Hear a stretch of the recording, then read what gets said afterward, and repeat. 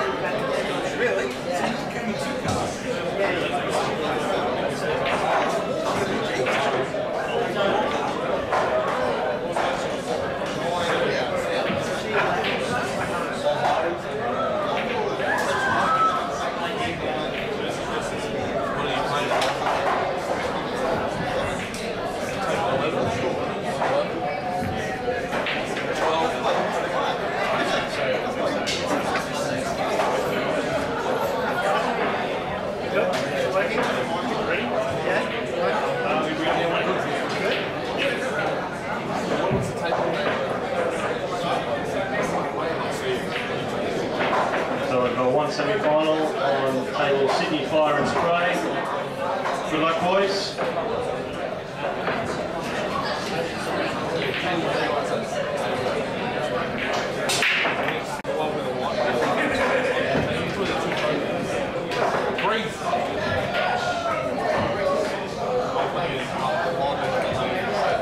And the next next semi-final match between Sonny Riaz and Robbie Folvari. Give them a round of applause, guys, please. On the Paul Lilly Q repair table. Well done, boys. Race to 9.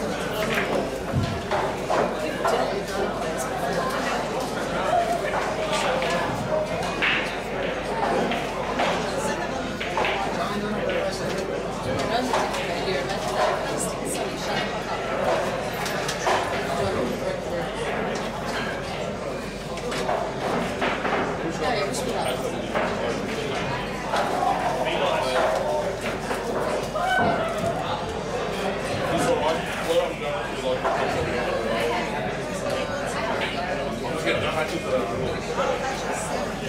some all white shirts now, it's sponsored by Cyclone, Predator and Poison. All my non-named shirts are going to be sale on sponsor. How about actually? There's like 4 bags. There's like the lashes.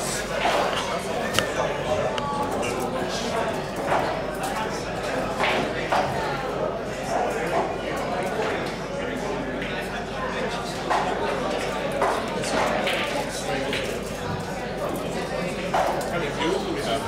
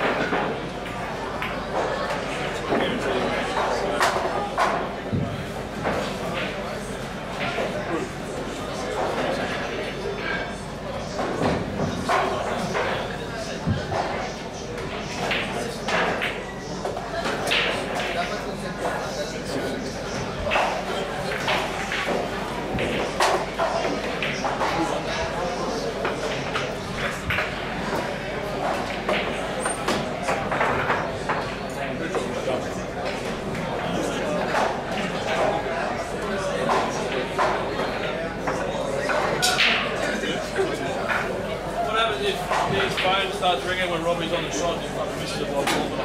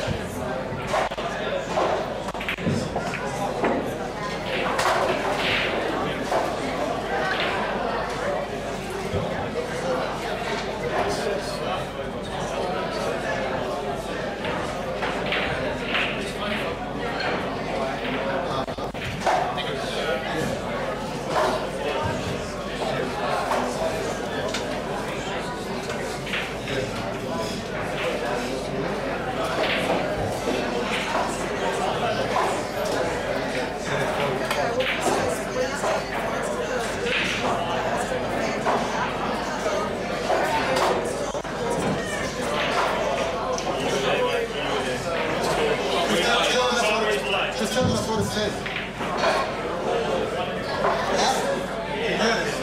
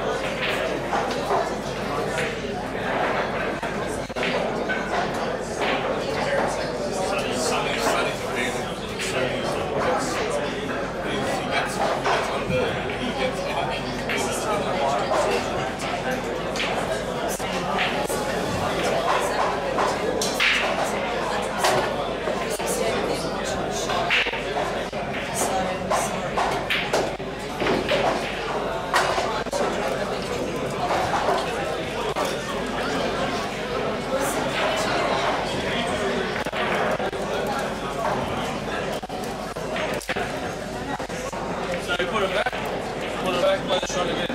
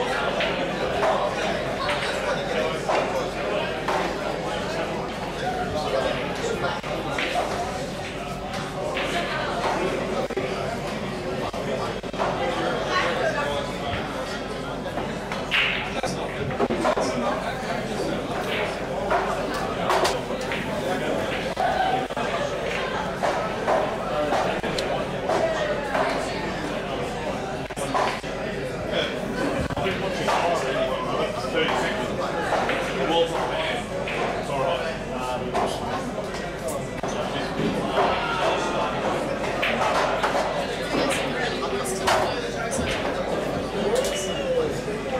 They're not appropriate for the floor. You're fifth. You got me doing talking about mixing me in. Really like that.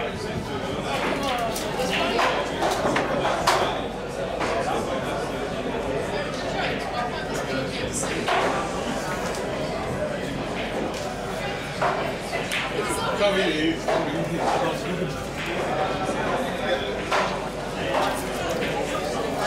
She gets in on the first.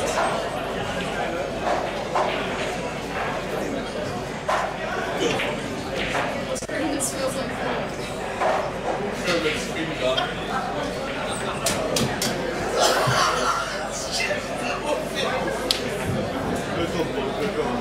I'm just waiting for the table next to me to finish.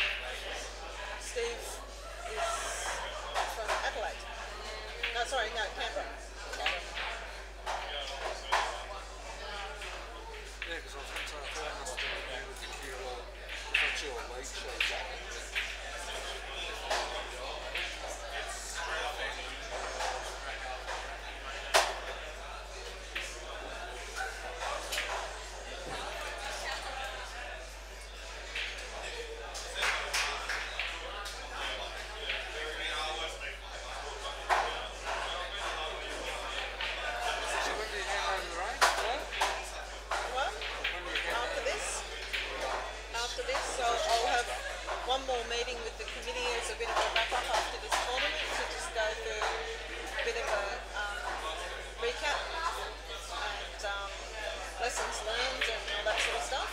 And that will be my last meeting other than that I'm taking 6 months off at least. I've pretty much decided if they can show me that they can do that, then I'll come back. Because then I won't feel like they're going to, hopefully they won't dump it all back on me, because I'm not going to have that. If nobody's pulling their weight and it's just not happening, I'm not coming back. Oh, I don't blame you, John. What you've done for the game is phenomenal, and everybody should really thank you. Yeah, a lot of people do thank me, and then there's one or two that just give me grief. There's always going to be colours. Yeah.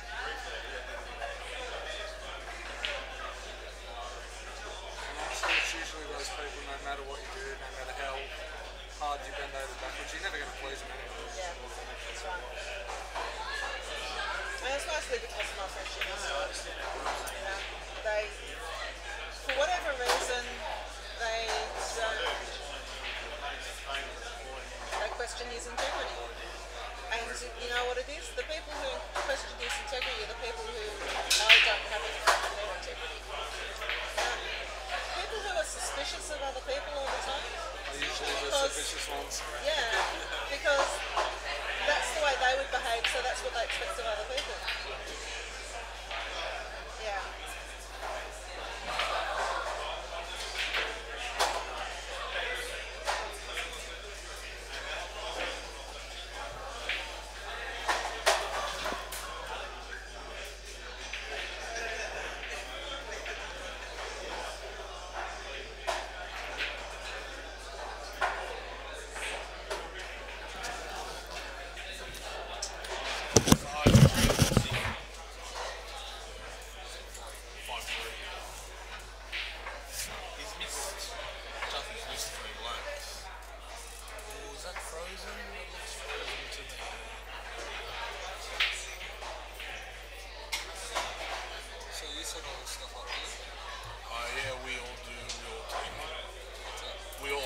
Set it up, set all this up. No, but are you like the IT dude? Are you No. Oh. We get help from, I think it's Frozen. We've been learning together, but, Yeah. but Kate is the one who's media. Oh, okay. Her role in the committee is media operations. Is it, I think it's Frozen. What's it, yeah?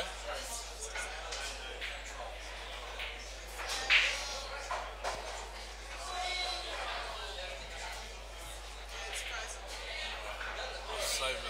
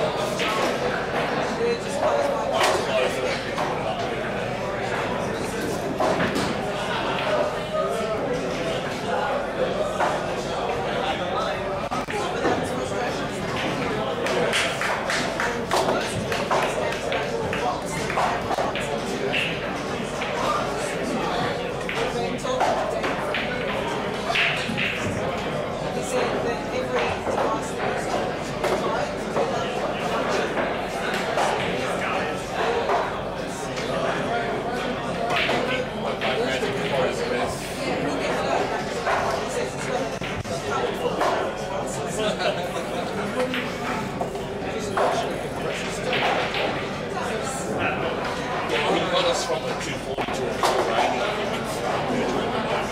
so hopefully when we get there we'll get us up to 720.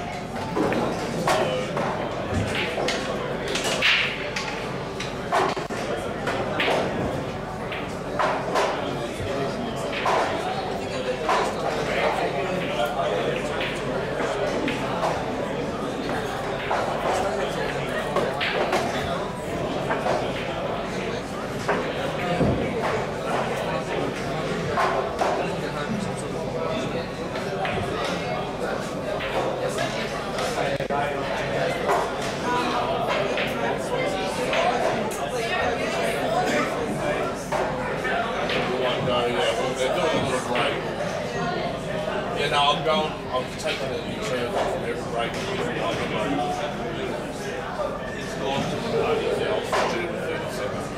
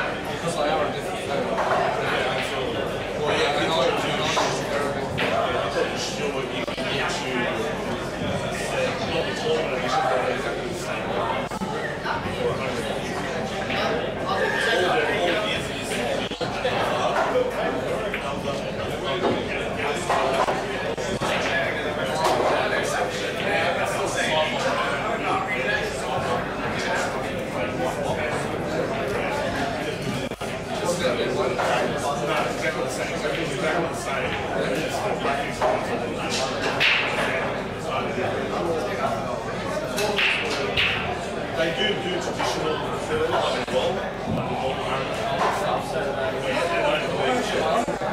yeah, I actually like it.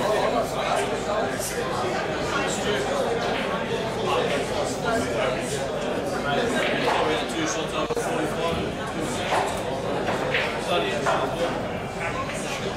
You probably had 2 shots over 45 and 2 crackers, and plus, you know, it's anyway, so to speak.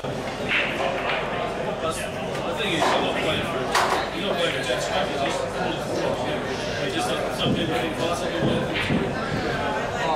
You can tell me someone's not better because they don't watch the game. You know, it's not entertainment watching.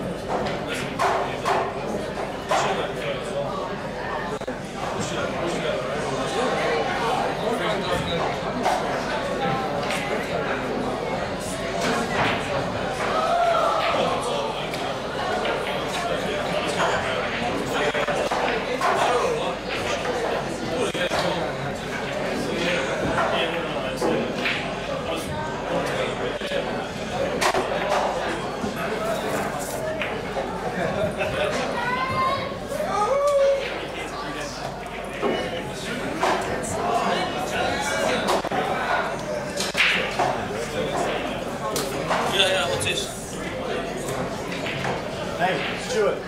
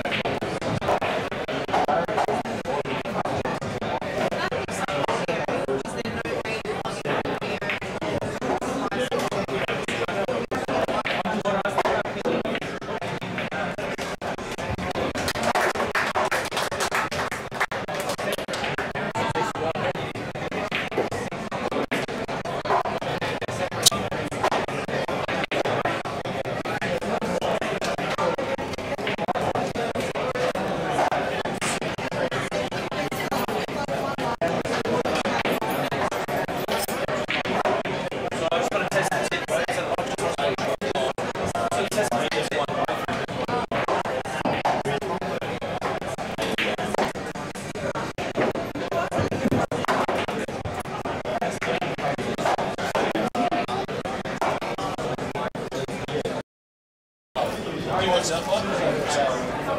Yeah, I watched it when he came out, like right at the start, like the first couple of seasons. This is the one that's.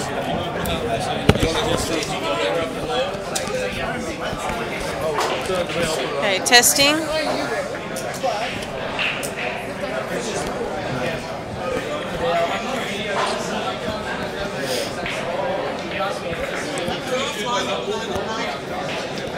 Give it a sec.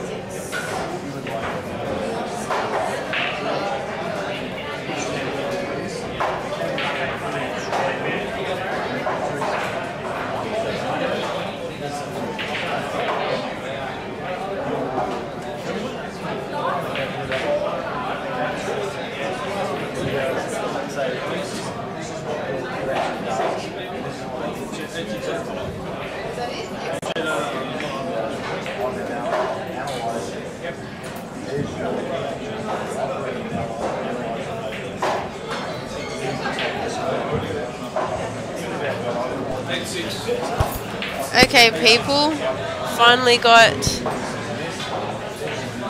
a commentator.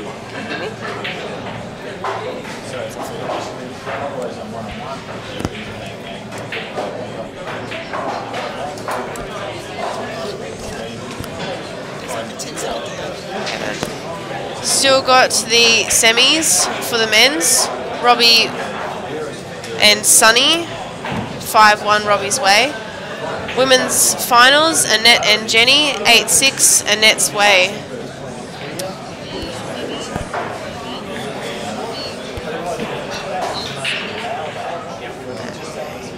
Stand by for the next update. Thank you.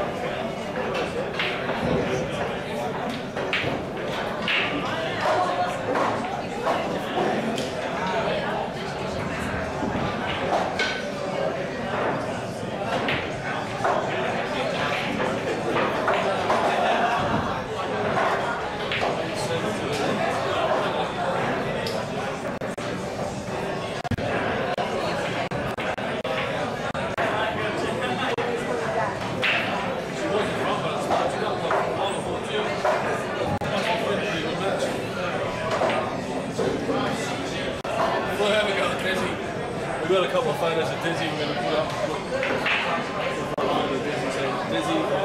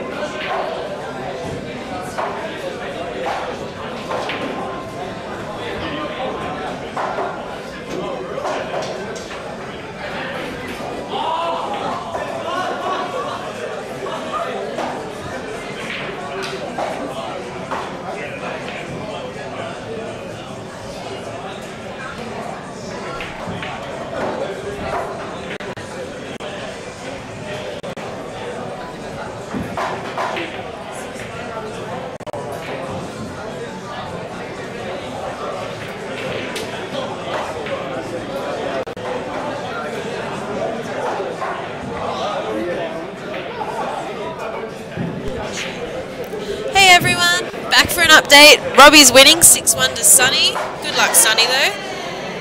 Annette and Jenny are still playing their game, 8-6 to Annette. Stay tuned for the next update. Thank you.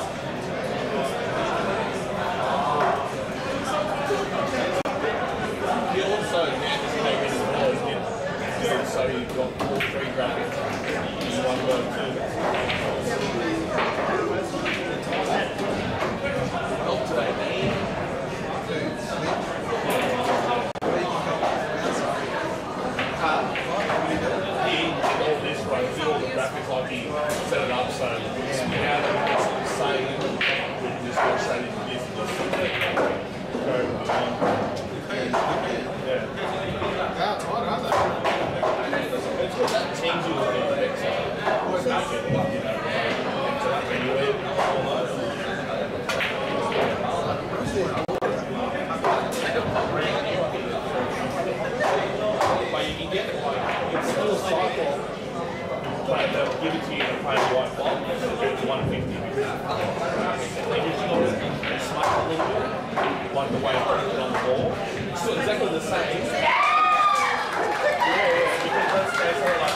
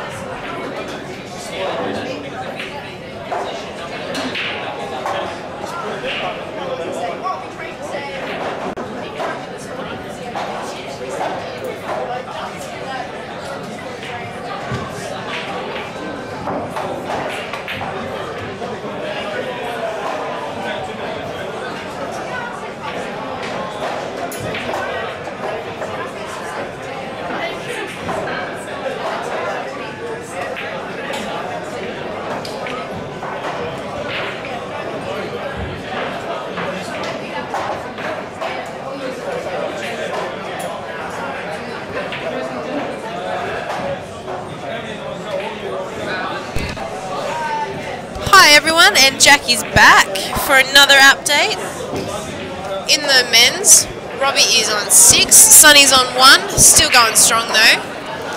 Good luck to you both. In the women's, Jenny 1. Good job, Jenny. Congratulations.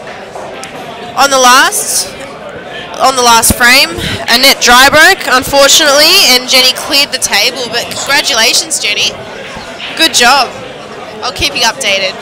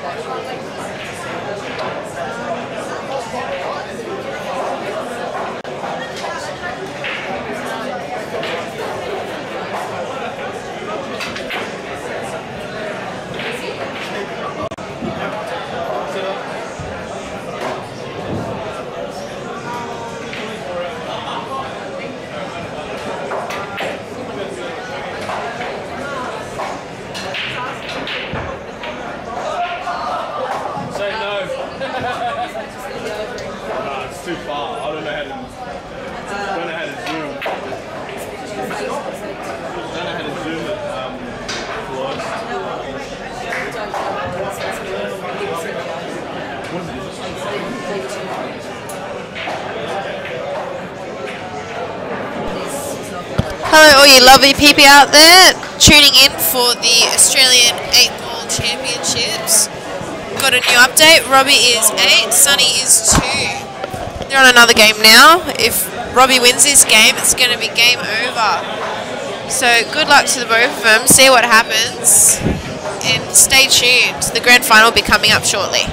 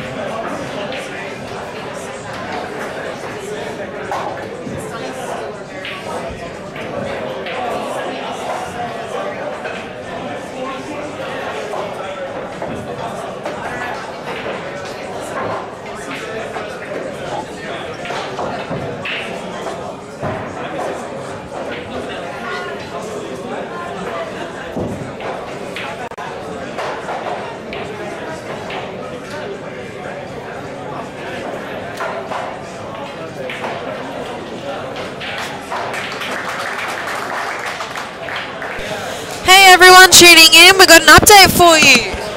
Robbie just won 9-2. Congratulations, Robbie.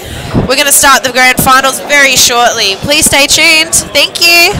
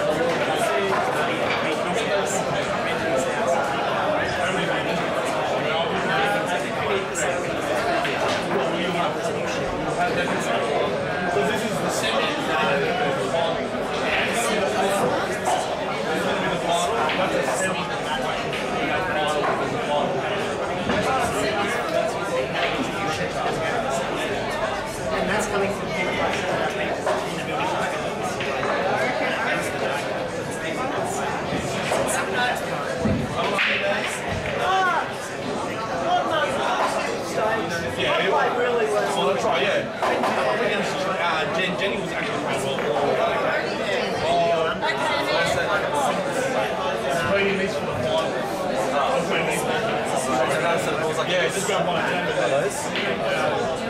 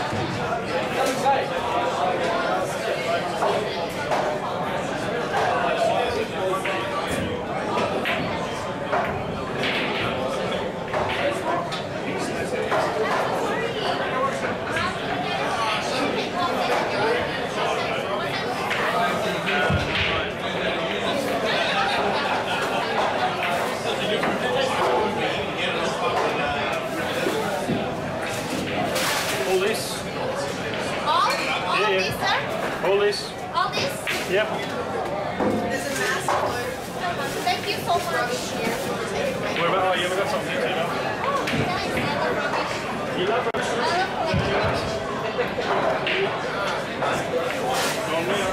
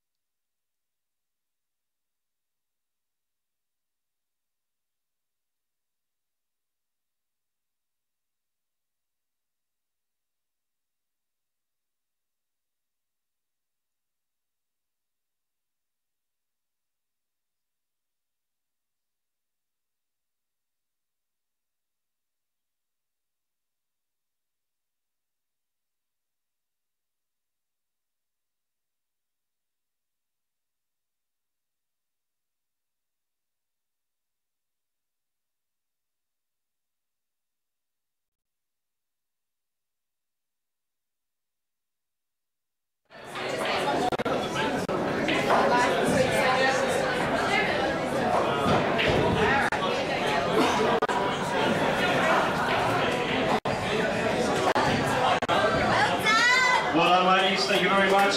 Congratulations.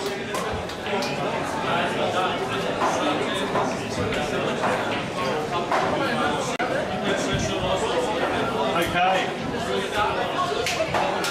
Well, thank you to the ladies, and what we're going to do now is move to the men's final for the 2015 8-Ball Open. I'd like to welcome both players to come up to the table, get some photos for the final. That's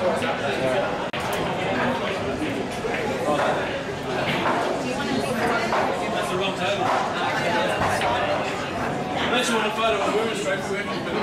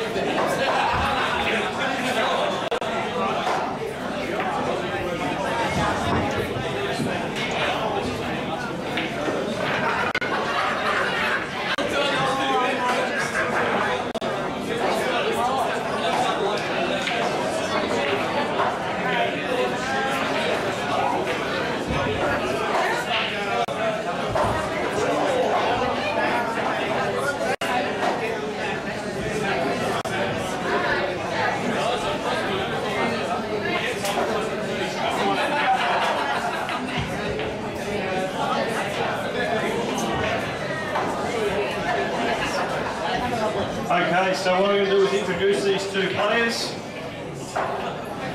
Everybody knows this name, it's virtually a household. Robbie Falvari, give him a round of applause. He's a master of all disciplines. He's got 3 World Billiard Championships under his belt. I think he's got 18 Australian Championships across various disciplines. He's also appeared in the World Cup of Pool with one of our own, Mr. Calabrese. So give Robbie Falvari a round of applause, guys, for making the final. Well done, Robbie. Okay, Steve Woods, better known as Woodsy, I believe. Well, I called it that anyway. He's got international titles in two-shot. He's also been in the World Team's representative. He's also a state team rep for New South Wales. He's also the Australian Under-21 champion. I hope this is all right, Steve. And also won the Albury 10K tournament, I believe. So congratulations, mate. It's good to see someone outside the discipline coming in and playing very well in the American game of pool. So best of luck to both players. It's a race to 11, back to the break. Good luck.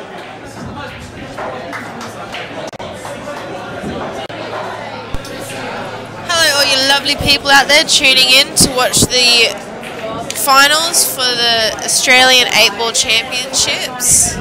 About to start the finals between Steve Woods and Robbie Falvari. Congratulations to both of you for getting this far and good luck. And to Jason Senko out there, happy birthday.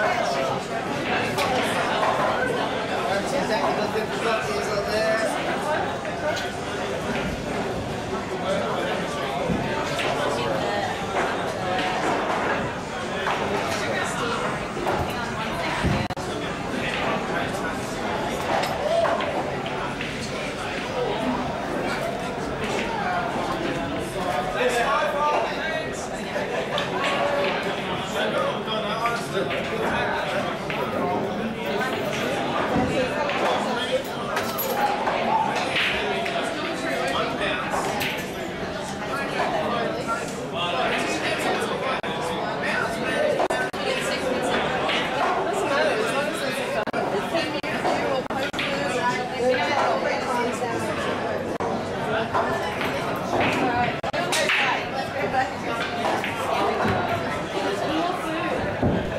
everyone, we've got Steve breaking.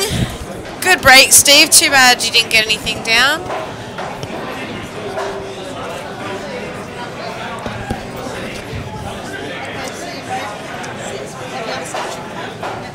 Thanks for having me. See you again soon. Oh, you're going? Yes. Going for a drink? When do you want me to do that?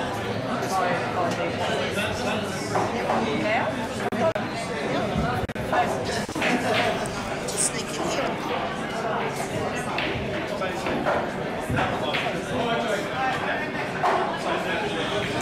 We've still got Robbie thinking here. Wonder what he's going to go for, bigs or smalls. Let's wait and see, shall we?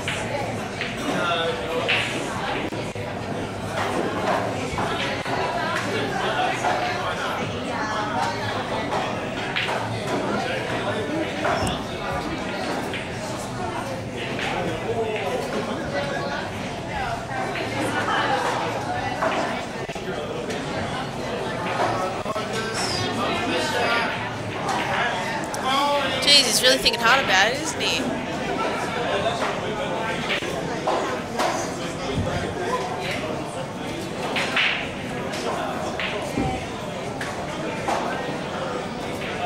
I think he finally decided.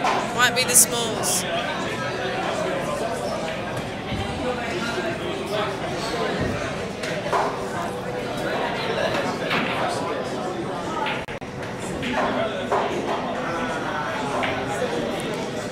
Smalls it is. Takes his shot and he sinks it. Good job, Robbie. Sets himself perfectly for the 4. But is that the one he wants to go for?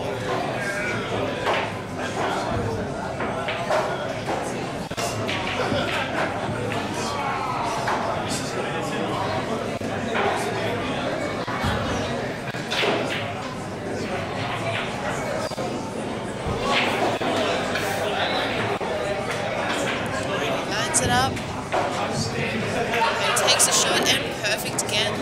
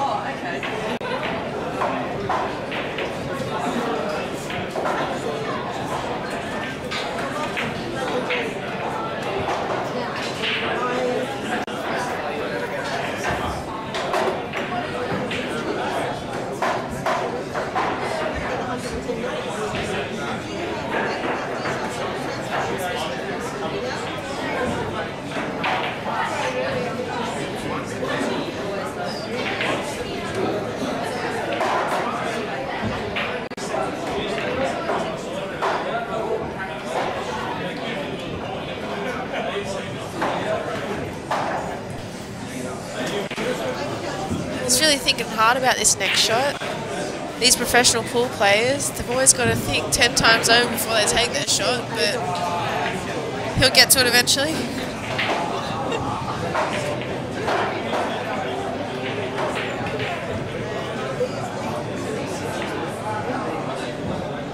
And we've got Kate the Great here, commentating with me, Jackie. Say hi, Kate. Hello. That's my Katie.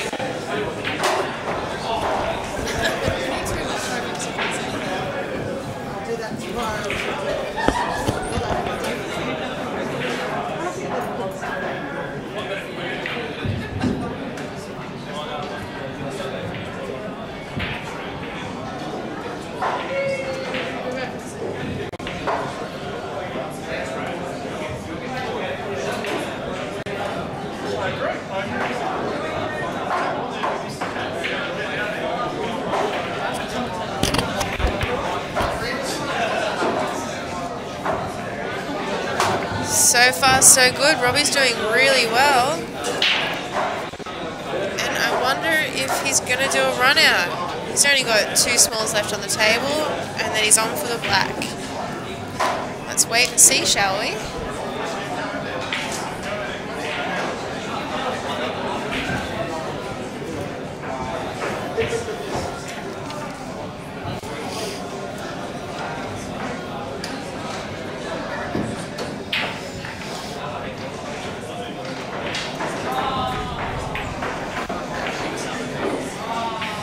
Done a great job on that. Set himself up perfectly for the next shot. This could be a really good game, everyone.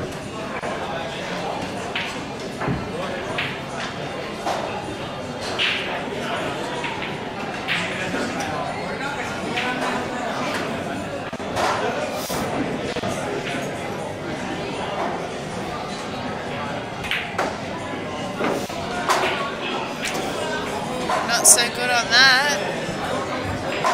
How is he going to get out of this one?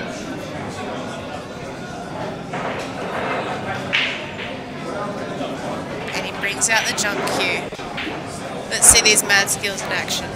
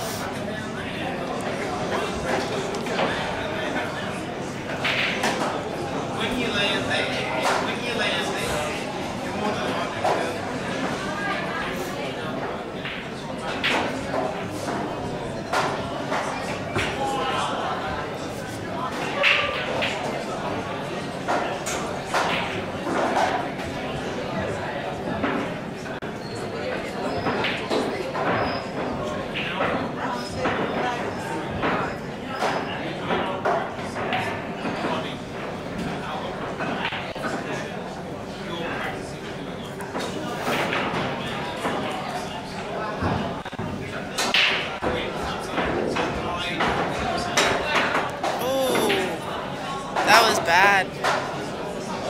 Still a good effort. At least the white ball went in perfect.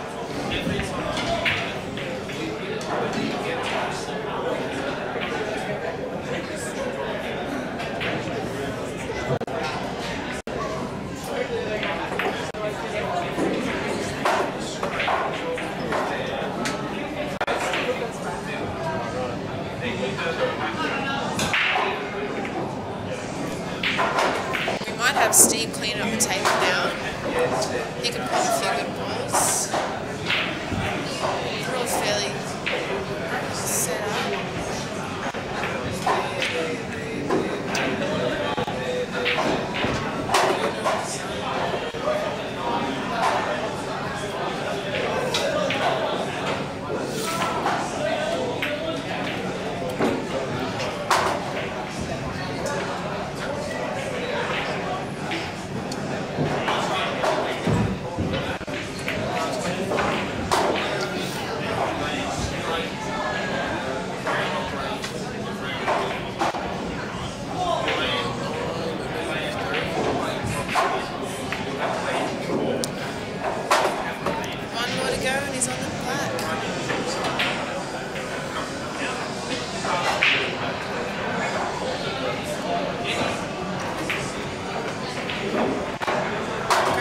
Great setup.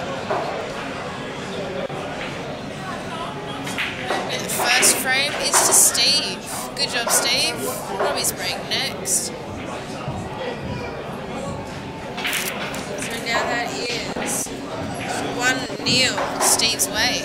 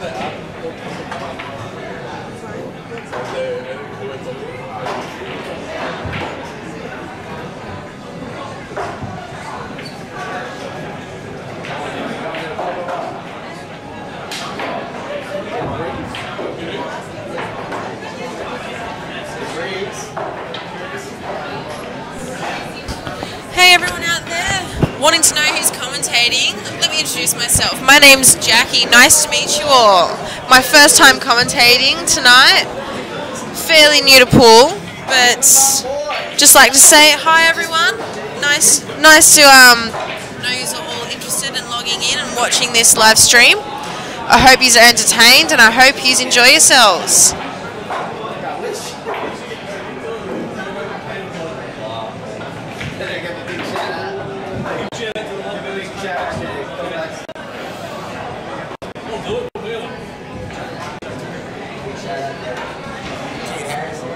Chris Kovacs.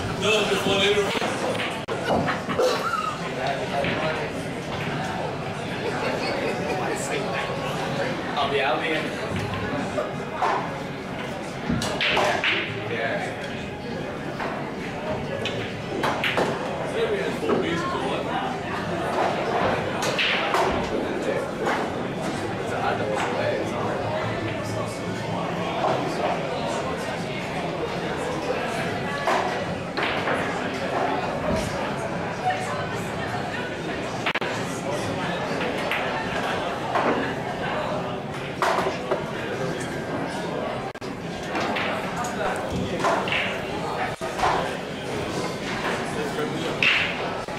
See.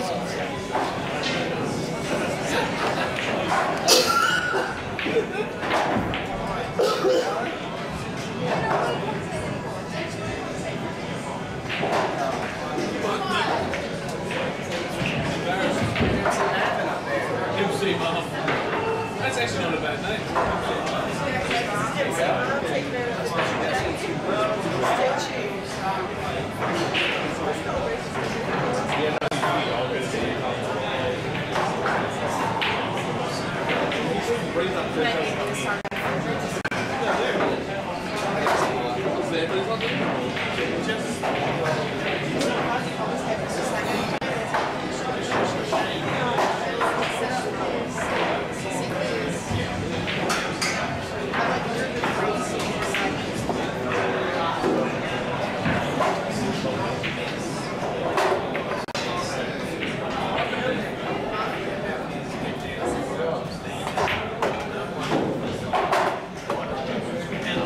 Seems like Steve's going to win this frame. We'll wait and see. And he's done it again. 2 to Steve. Good job, Steve. And I'm signing out. Handing over to Marvin now for the commentating. See you later, peoples.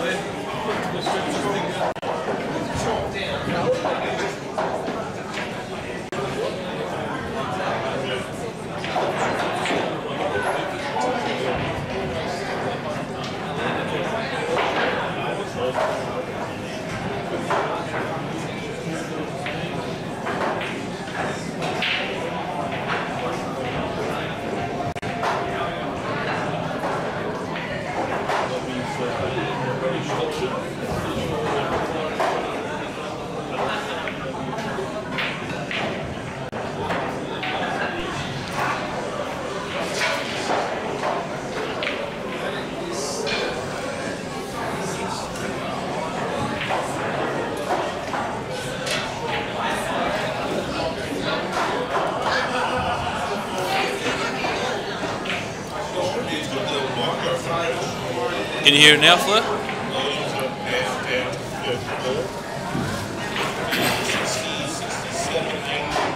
Can you hear it now? I should turn my phone on. Someone will tell me if they can hear it or not. Can you hear it, Fleur?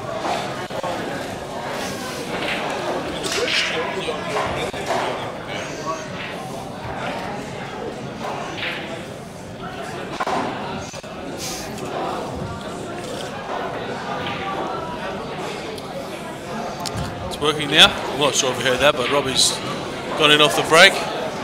Steve's got in off the break, and Robbie's a chance to condition him. We've got the handsome Luke Huff here standing right where I'm looking very suave.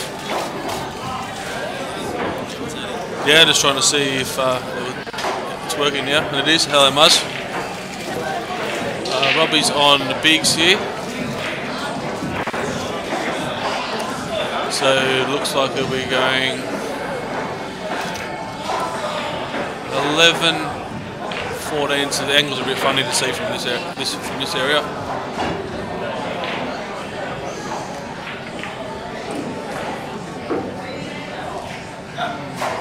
Looks a tiny bit short. Doesn't look impressed.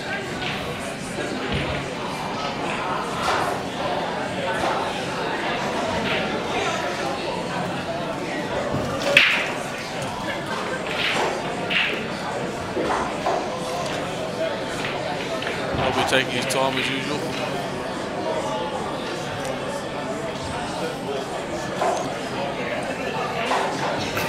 He's played really well today. All the 14 up the top.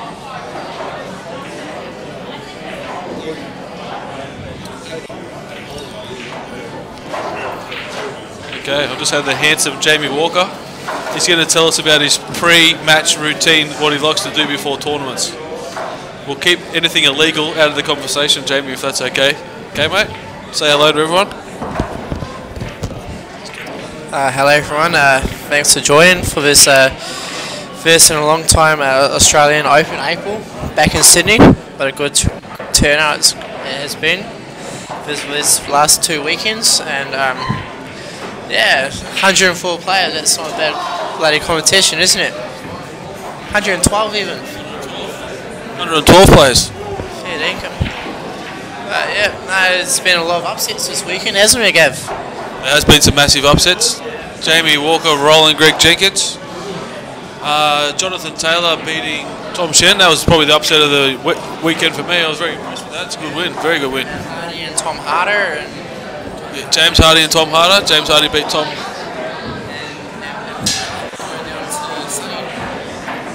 Oh, and Rogic, of course. Rogic losing to Sonny and then sooking about it for about 3 hours in a row afterwards. Happy at all. Yeah. Can you go away, please, Mark? This is live, brother. Live television. Thanks.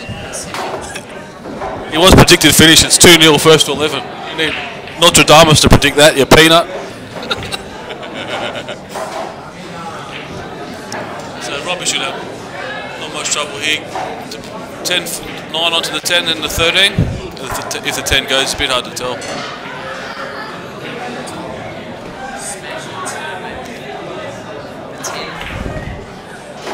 Ooh, that might not be there. To pot, so I reckon they probably can't see this food. He could be in a bit of trouble. I reckon Steve licking his lips at the moment. Would you go the 10 first if it's on? I don't think it's on. Nah, it's not on. It can't be on. Nah, it's just a poor decision. I probably can see the 13. I reckon he'll just have to slow roll it with a little bit of top, so he just leaves the weight hanging over. And play the 10 up the other way? Yeah. But yeah, that's what Robbie's good at. He's a very precise player that analyses a lot on the game, so his concentration powers are second to no one that I've seen. It's a beautiful shot right there. So obviously you can see the 13. It's just simple as that. Yeah, he's a real perfectionist when it comes to that. He can be if that tend's touching the rail, it's not easy, but is it? Because they tend to throw off the cushion heading back down the rail. Yeah. No, it should be right. Just he's a person who keeps it nice and simple. He tries to use as little spin as he can in this game. Perfect shot there. Jigger out. Should be frame. 2-1 coming up.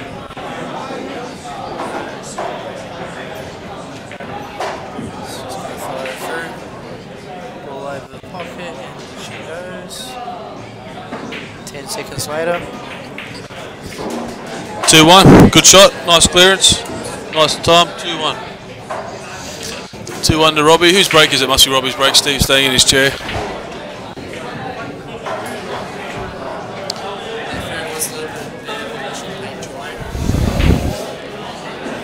I suppose we should really thank all our sponsors. I wonder if anyone's run through our sponsors. We've got 10-Pin City, Sydney Fire Stopping, Finnish Fire Spray. I should know that name. That's my business. Hello. Rosalie Douglas Real Estate. We've had Paul Lilly Q Repairs, Budget Car Rentals, Direct Fascia and Guttering. Oh, of course, Cyclops Balls, who've donated our association 24 sets of brand new television balls. Paul Lilly Q Repairs, I think I said that. Moscati Cup, that's James Hardy being a doofus. Yep, that's good. Yeah, what was that one, sorry? Cool Sounds. Party and events side. We should massive thank you to our sponsors because thanks for the preparation. Would have been key for this, but anyway, here it is now. Be great if anyone does need any of these things, our sponsors, to let them know that you heard about it here, so they come and sponsor us again next time. It's made a big difference to the prize money actually, because we've had 10 small sponsors and Q World was a major sponsor. So if anyone needs a Q or anything like that, give Stewie or whoever a ring. And if you need anything else, any of our other sponsors' products, give them a ring. Let them know you heard about it at the pool. More sponsorship we get, the better. Not for me and you, but for whoever wins. Okay, 2-1, Robbie's break. He's been breaking well against me, actually. Every break he got a ball in.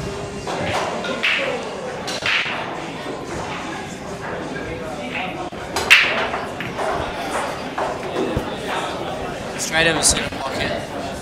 White ball's just on the rail, but I reckon he can see the 13 if he cuts it long.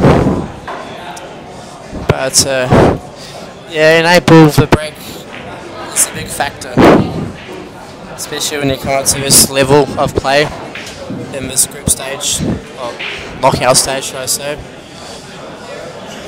So yeah, I'm just gonna have a hard lot to think about this. My ideal choice would be going for bigs. Small balls exposed.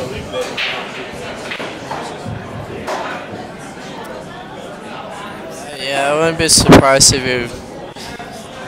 it takes a couple of minutes at least before he makes his mind up. He's a very precise player.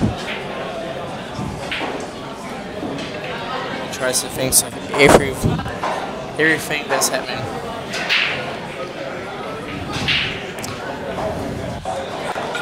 But what do you reckon? I reckon Robbie should get the 13. That magic crack. But it's a must-have. It's an accessory that you've got to have. Yeah, those triangles should be thrown away in fireplace and burnt alive. So yeah. I made a mistake in Roger's matching with the ball, but also taking the magic record. Oh, really?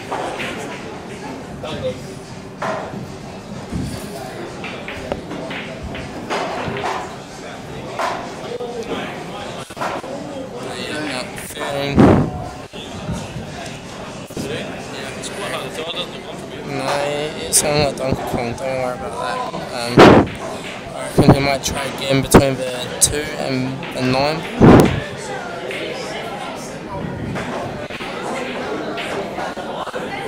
Any much job we can see on this frame, maybe the 14 and the purple one is on there. Oh, no. multiple in fucking in the corner, yeah.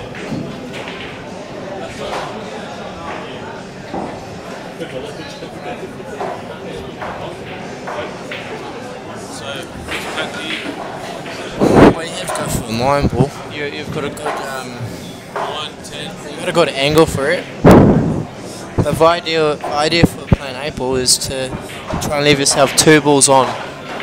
So if playing 8 doesn't work, you've got another ball to pop. Yeah, yeah.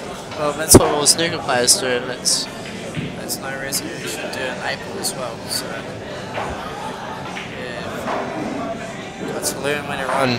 So you wouldn't play for the 10? Should we back a little bit? I'll put a little bit inside. Or maybe. Okay, that's a good shot. You've got a 10 up for the 14 if you can, if he's got the angle. Give him a 12, 11, and 8 ball in the single pocket.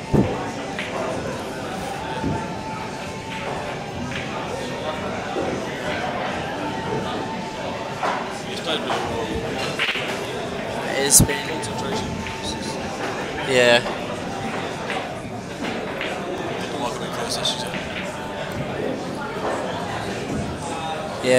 Yeah, Vodafone's concentration has been outstanding, and that's what you've got to have. 12 hours of reading now, 12 hours of play in this Yeah, exactly. machine for 12 hours in a row. Yeah. People complain sometimes you play too slow, but if you play like that and you concentrate like that, people.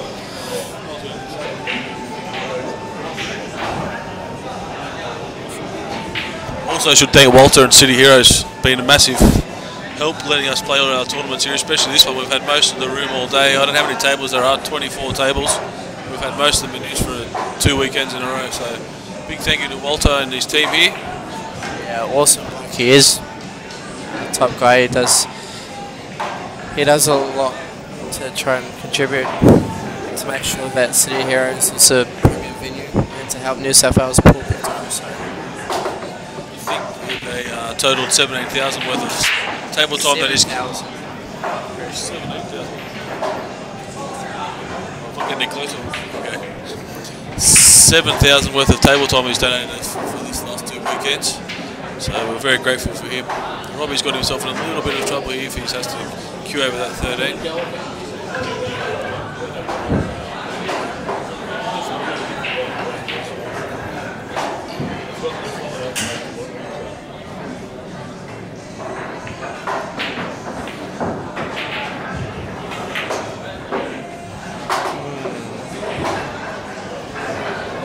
I guess he loves his long pots. He's gonna roll it. He's backed himself. You've got to back yourself. Yeah. Well, when you've played 5 games today, you're in the zone, so you can do anything. It's called dead man stroke. So both his players are really good. They deserve to be in the final. I'm always impressed with someone who gets back up off the shot. It just shows you that they're concentrated. And the confidence. Pre-shot routine as well. You know, it's probably doing the same amount of strokes every single time. And pause right back. Pause and hit. Bang. Simple as that. Very good experience. Well, sorry if it's a little bit crackly. We're sharing one microphone, so it's moving backwards and forwards between us. It sounds like there's a wind down here. It's not. Actually quite warm. Don't forget to try Dave Gormley's jerky too. I want a free bag of jerky, Dave, for that comment. Jamie Walker wants one too. Yeah, lime and chili, that sounds beautiful, mate.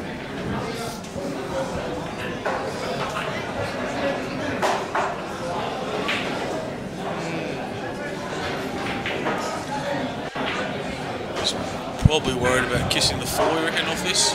Is he thinking he's kissing it or going to play with chick side?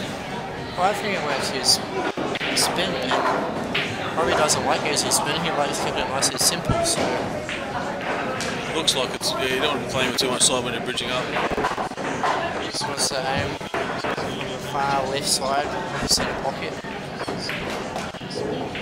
Just follow through. Great shot, that's a great shot. Do you reckon he gets a stun down? Well, he has to get on this side of the table because the 2's in the way, so he'll have to. Yeah. So it's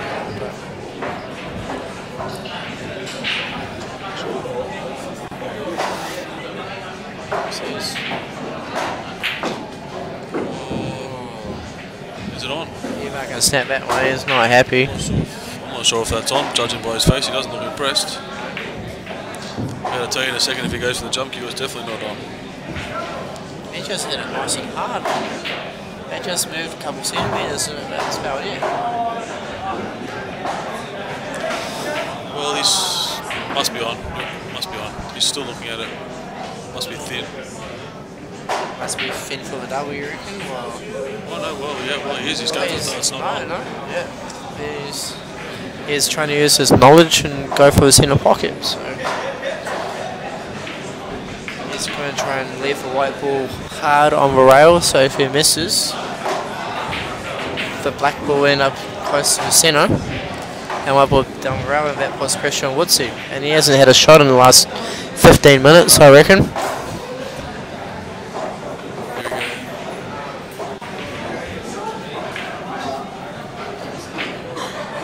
He's trying to kick in the middle. Okay. So he couldn't see the ball full stop. Steve should have a lot of trouble here, really. Yeah, 3-4, 3-4, 3-4, 1, 6, 7, 2. Bob's your uncle. Steve's playing. I think he's going to make short work of this. Could be all over in a couple of seconds. He doesn't muck around. Yeah, too right. Fundamentally sound. Knows his pen and play. A lot of playing ball shots, knows what he's doing. If you need a chippy in Carpenter, give Steve. If you need a chippy in Canberra, sorry, give Steve a ring.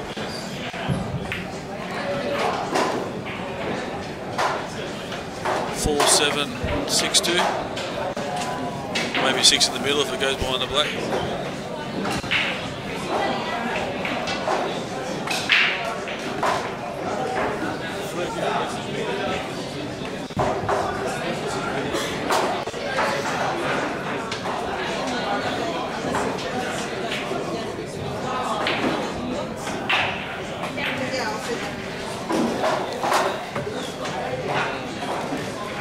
Yeah, full of confidence.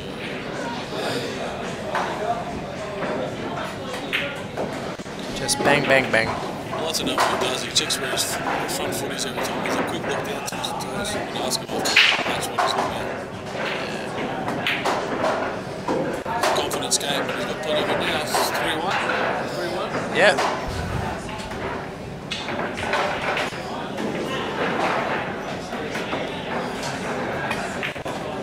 Well, he's got a stance of a classic snooker player and two-shot player put together, and Robbie's a little bit more straighter as well, but Robbie's a very good snooker player. yeah, it's very the past few decades. Professional player too.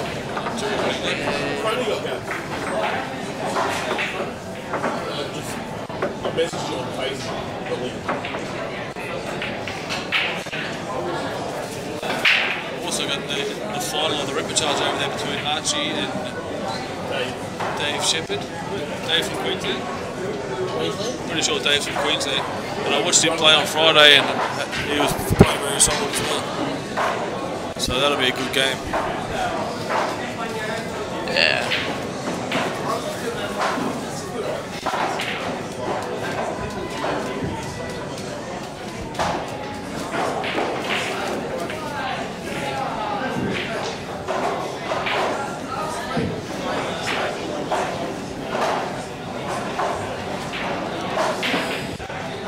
So is it a race to 11, Gav?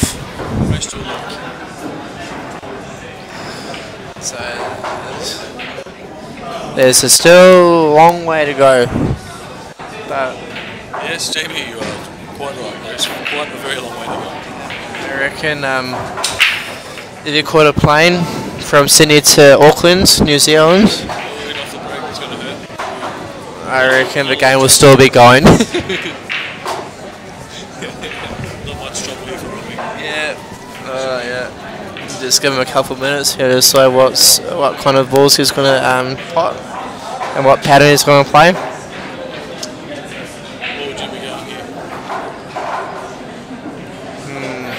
Bigs all day.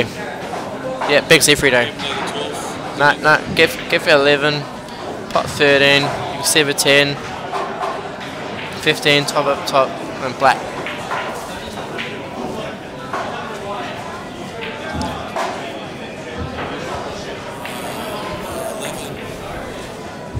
You've got to get to the 12 pretty nice. You don't want to be leaving it at a funny angle. But if you were to go for smalls, how are you going to break up the 4 and the 6 ball? I know I'd be going bigs too. I'm just not sure what pattern. 4 and the 6, 4 and the 7, 6 and the 7. Looks like a plant. Not on. Nah, it's not on. Just on. Yeah, just wants to go to the outside of 13 so I can get off the rail for the 10 ball.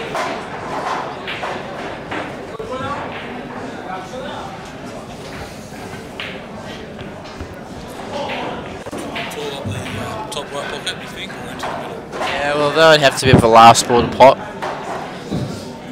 So.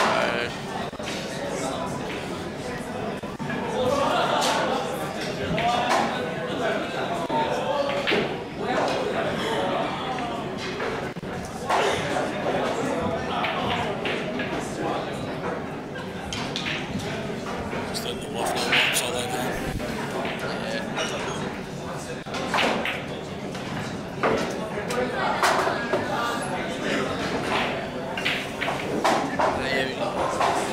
All the New South Wales members have done a very great job at helping run this tournament. And yeah.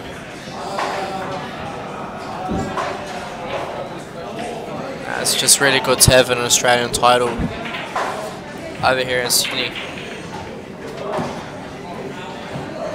Hopefully we can have a crack at running one of the doubles ones for the spot. Christian might be playing this year. That'd be fantastic. I think if we had that here, we'd get 50 teams. I think we're now. Yeah, that's it. But Sydney's a very multicultural city as well, so apparently got to be a citizen to play in most of the nationals and doubles as well.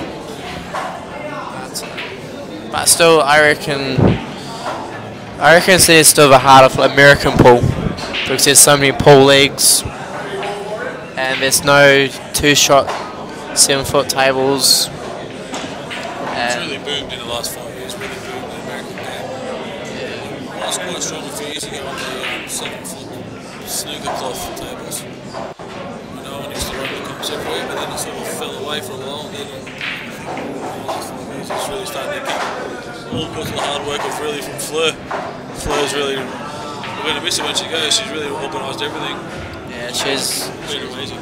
Yeah, she's really been the backbone, and she's got a lot of passion for pool to go well in New South Wales. And it's just great having someone like that. But it's very dedicated. Dedicated, right? First one here, last one to go. It can be a bit of a thankless job that she does too. People are always complaining about this and whinging about that. Yeah. Looking for all sorts of excuses, but most time when you lose, you can blame yourself really. She does a really tremendous job.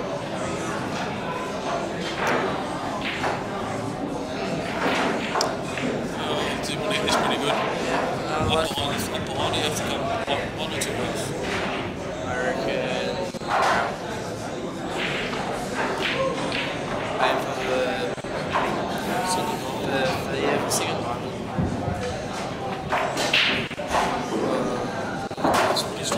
Perfect shot, very good cue ball control speed. Snooker players have a big advantage with the jigger. They have to use it every 10 shots on the snooker table. It makes a big difference. Yeah,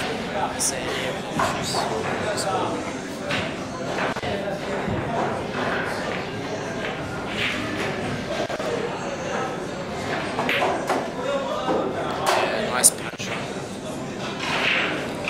Knowledge of that shot. Everything in your dribble in.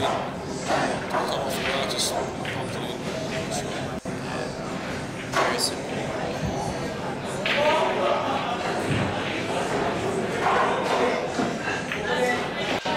The jigger shot to finish 3-2. Yeah. Quick breast break. Yeah, quick breast break. Breast break for 5 seconds too. Yeah, too right. Yeah, that sounds like a good idea.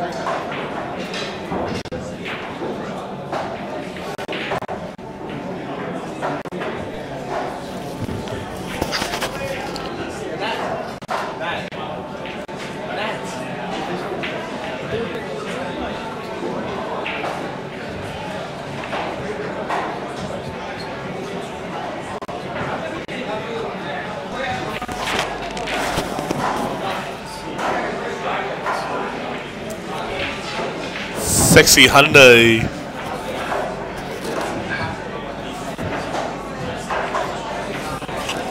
Hi, Muzz.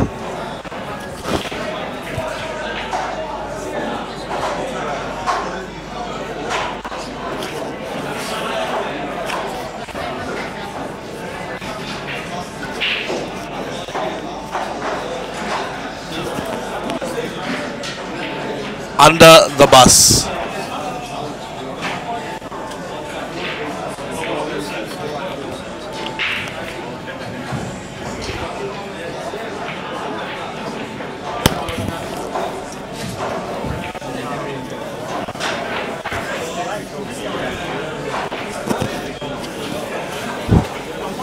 Ha-oh.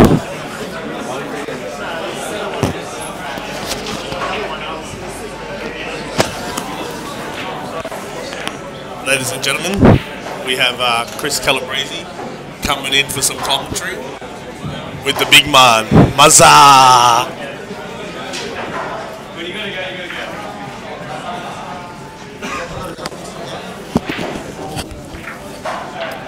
Hi Q lovers, it's Chris Calabrese here and my main man Muzz will be here very shortly. The score is 3-2 to Woodsy. That's Stephen Woods from Canberra, two-shot player. I've known Stephen for now, that's probably 15 to 18 years, playing junior snooker with him, and fine QS, great player, and he's looking really sharp at the moment. And I'll just put Muzz on for a second. 1 second only, Muzz. Good evening. That's enough. That's enough, Muzz. Nah, here he is. Just Chris Calabrese throws me under the bus there. Good evening, viewers. This is the Australian Open Championships. Two quality players. Stephen Woods, what do you reckon, Chris? It's been a good final so far, hasn't it? Yeah, thoroughly enjoyed it so far. It's 3-2 to Stephen Woods. It's very good. I just got a text message, so it might be the wife, so I better have a look at it first. Keep talking, Muzz. At the moment, we've got Steve Woods currently leading Robbie Falvari 3 racks to 2. It's Robbie's break. Robbie's actually got a pretty good, strong break. He does. He's got very good control. Shout out to the Senko clan out Campbelltown way. And Jason Senko, happy birthday, mate.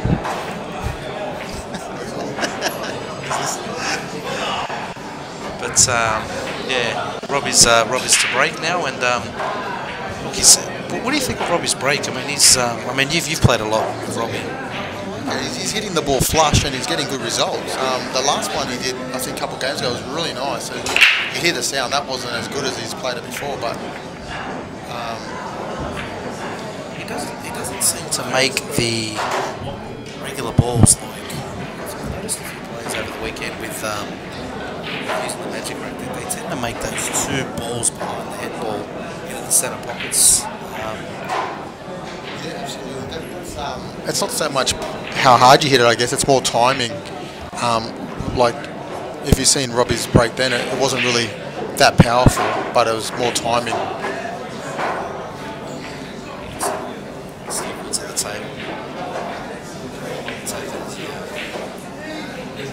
Small balls here. Looks like he's taking the small balls here because there doesn't seem to be much trouble there. Stephen Wood's got very good control. He was just telling me actually when he was in when he went to Vegas to play in the VNA Championships that he actually took his snooker cue over there and he feels a lot comfortable with his snooker. But then when he discovered using the a Predator, he's actually got a lot more feel for the shots now, and he's come pretty good. Yeah, the cue he's got, it's a Predator shaft, but the bottom is just a basically $2 racky, but it fits well. And if he had a really nice cue, imagine how much more dangerous he'd be. So we can count ourselves very lucky at the moment that he hasn't got the right equipment. He's come a little bit too far than what he normally would have liked to have come. Just a bit of awkward queuing here to get to the 6. Looks like they'll probably take it in past the 8 ball. Yeah, it's a good shot there. He's probably just under hit a little bit. There's a bit of traffic where that 3 ball is. He doesn't want to go into that 15 ball, but it's not as easy. It's not as easy as what you think it is. But I think I might play what I would do, but I'm on the sideline, so that doesn't make sense. But I would have played the 6 first, or the ball near the 8. I'm not sure if that's the 6 or the 7. I thought he was going to go straight into that 14 then. So from this angle, which is a perfect angle, didn't look right. it's pretty well. Just a nice screw control shot there. That's put out. I mean, I wouldn't say it was straightforward, but he did a little bit of work there. 4-2 to Steve Woods with the break. I think it's very crucial, you know, holding that 2 rank lead, especially in the final. You know, like when it goes rank for rank, it's very crucial. Like, you know, I've seen, like, I mean, if you recollection of last year's 8 ball, where it's actually 2 years ago. I think it was 2012. It was Rogic versus Sean Butt. Yeah, it was rack for rack up to 7-6, and one mistake made by Dave Rogic. You know, and then Sean got the extra rack. It's just amazing that when you get that 1 extra rack lead, how crucial it can be. But absolutely, and you know that for a fact. You made the quarterfinals today. You look like you were hitting the ball sweet, especially coming back from an Oceania Championship. How did you feel about that, mate? Thanks for that little plug, Muzz. Considering how I played today, I'm not too unhappy with it. Obviously, I'd like to have played better and won, but I'm happy with the way I played. Beaten by a better player on the day. Justin played really well, and then he was outclassed by Stephen in the next round. Stephen, I think, missed 3 balls against Justin, so Justin had a great tournament anyway. You know, can't take anything away from him. He played well. But for myself, yeah, I'm just enjoying it. I've actually got a bit more, what's the word I'm looking for? Not motivation, but a bit more spark in my game now after playing this tournament. You are a family man now, so you don't get to as many tournaments as what you really should be, like you used to play. I mean, I think if you play tournaments, you know, I do see that you are playing a lot more now, but being a family man, you know, how does that balance with your ball game now? Well, I love being a father, so that's the first thing. But yeah, definitely, you have to be very committed. So if you get home from work and then you're meant to get on the practice table, and if there's a little distraction, yeah, you pretty much won't practice that day at all. My next question is, what's it like to room with Robbie Falvari? It's a dream come true. Is he a slow sleeper? Believe it or not, he isn't. He hits the A straight away. Back to the game. Steve Woods is leading 4-2 at the moment on the table. Wants to have a lot of control here. He wants to get rid of this 11 ball pretty early. He doesn't want to there's a lot of traffic there, so he a look at pinpoint position here from the 14 to the 11. It looks like it's a controlled shot. That's yeah, he's just got the wrong kiss there. He wanted to sort of hit that 6-ball fat there and just sort of land on that. Give himself two options, you know, the 9-ball into the centre or the 11 in the corner. But he's still got that 13-ball, which looks like to be a problem ball. Doesn't seem to go in either pocket, so he's got to work. He's got to find a working ball to get that ball out. So.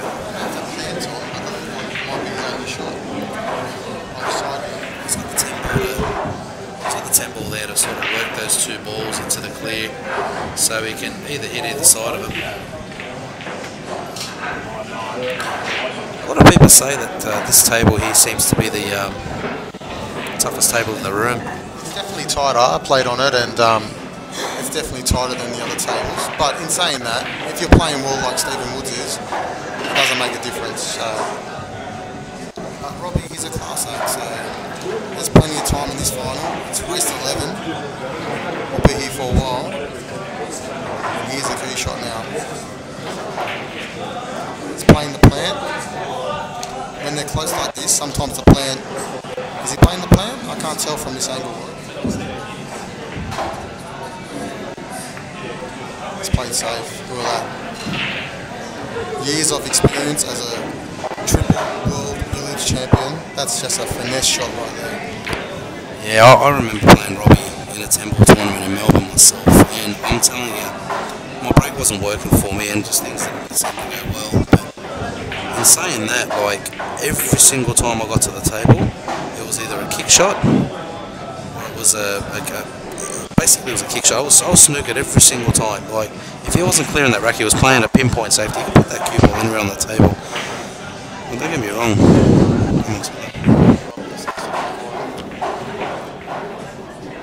Sorry, ladies and gentlemen, I'm thinking a little bit too late.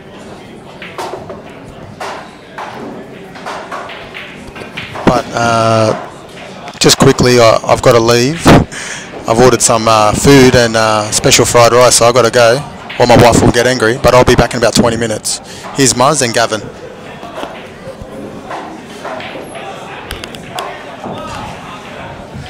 Welcome back to the commentary box. Gavin Douglas, the tournament director, doing a fantastic job for Pool New South Wales. First of all, as well, thanking all our sponsors as well. Major sponsor Q World, City Heroes. Also, we've got Poison for the table as a table sponsor. We've got all our other sponsors: Budget, Galston Club, Tempin City, Paul and the Hughes, Rosalie Douglas and Real Estate, Direct, Steel Fabrication and Guttering, Cool Sounds Party and Event Hire, and also our Vegas League and Lady Lash, Sydney Fire and Spray Proprietary Limited. It's a great event. Australian 8-ball, obviously bigger and better things to come in the future. But saying that, it's great that we've got a bit more money injected into this sport. It's probably a sport that's not recognised as much as what other sports are around the country, but it is on the way with the right crew. I think Pool New South Wales have done a great job in running this event so far, and obviously more to come.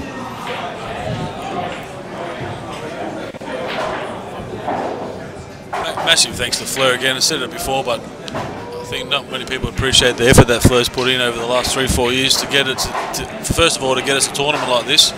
Second of all, to get 120 something runners, whatever we had. Steve's played a cracker of a shot before that, by the way, to get on that 3. That was a gem. How good is that? 120 runners for the for an event like it seems to be like I mean you see those sort of numbers in like a handicapped event or something like that, but I mean, this is a scratch event, you know. It's probably the toughest tournament in Australia on the big balls anyway. So the Australian Open is probably one prestige title that you do want to win. I mean, you can win your state titles and all these, you know, ranking events, but an Australian title is just something that you know you know that you've earned it. If you win this tournament, you've earned it. It's been such a quality field too. We've had players come from Queensland. Steve's just missed the 2 there. Is he left? Victoria, WA, South Australia. Plenty from China. Yeah, thanks to all the interstate players that have travelled as well. That's it's great. Kerry too, she goes around and takes some wonderful photos as well. Look on Facebook on her page. She does a good job. I was speaking to Justin actually, and I've got to know Justin, a lot more, probably a bit more closer to Justin now than I was a few months ago. But ever since he's been in New South Wales, I sort of got to know him a little bit more. And he's told me that Kerry does put a lot of, she puts a lot of her time into the room and all the all the Western Australian League and all that stuff. So it's great, man. I heard some of the stories and stuff. He said that she's done so much. Like, good on her for doing that for Q Sports WA, and obviously Fleur for New South Wales, and obviously Pool New South Wales, and obviously all the other bodies around the country. We want to see it grow. We want to see more and more players playing in these big prestige tournaments. There'll be obviously some more money being injected in the next couple of years. Obviously, when Pool New South Wales get more tournaments, and it's something that obviously the APPF will be considering to get more, obviously, in New South Wales. And Gav, I think you've done a great job, mate. Thanks, Buzz. It's been a hectic weekend, but hopefully you're right. Hopefully we can get that doubles comp that leads to the world titles. That'd be amazing. Robbie and Chris went there this year. They did really well, and we lost 7-6. Did they lose 7-6? Yeah, they lost 7-5, but they were behind 4-1. I mean, I watched it live. I got up. I sort of got everyone on the bandwagon. They were very stiff. They probably played the best in the first round out of every single team, every single country, and it really was stiff to sort of lose. They're playing the world champions from the year before, so before they went, they were big underdogs.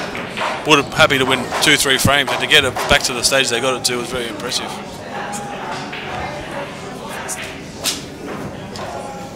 Alright, Robbie's at the table, so looks like he wants to get rid of one of these balls down on the right side of the table there. You can see plant there, but that plant can go wrong. Like, you can always leave that awkward, like that. I can't see the number of that ball above the, I think it's the 12 ball. It looks like he's played the right shot. He wants to get rid of the 13, but he wants to play that plant, but he doesn't want to leave that awkward in front of the 10 ball. If you know what I'm trying to say? I think he'll play the 10, and then the light blue one, we can't see the numbers from here, and then the purple one, because if he plays the 10 then the light blue one, if he mucks it up he's got the 13, so I think he'll land a bit higher than the black and play the light blue one next. So he's using the 13 ball as an insurance ball basically.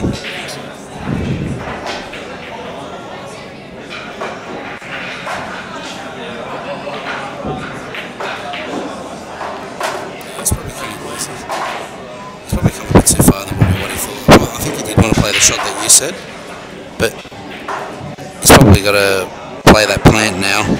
It's probably better now that 10 ball's out of the way, because there's no traffic for that object ball to sort of get in the way of the 10. Like, you get that rubbish angle where they're touching, and you leave yourself crap basically. But he's got that 13. He probably doesn't want to finish on that 13. Probably looks like he wants to get that out of the way. Second last, and then finish on a ball down here. He's sort of got the whole bottom half of the table to get around for the black. So I just want to say thank you to my wife for letting me be away for 2 weekends in a row, and next weekend league finals, and the weekend after the other league finals. So if my stuff's on the front lawn when I get home, I'll understand.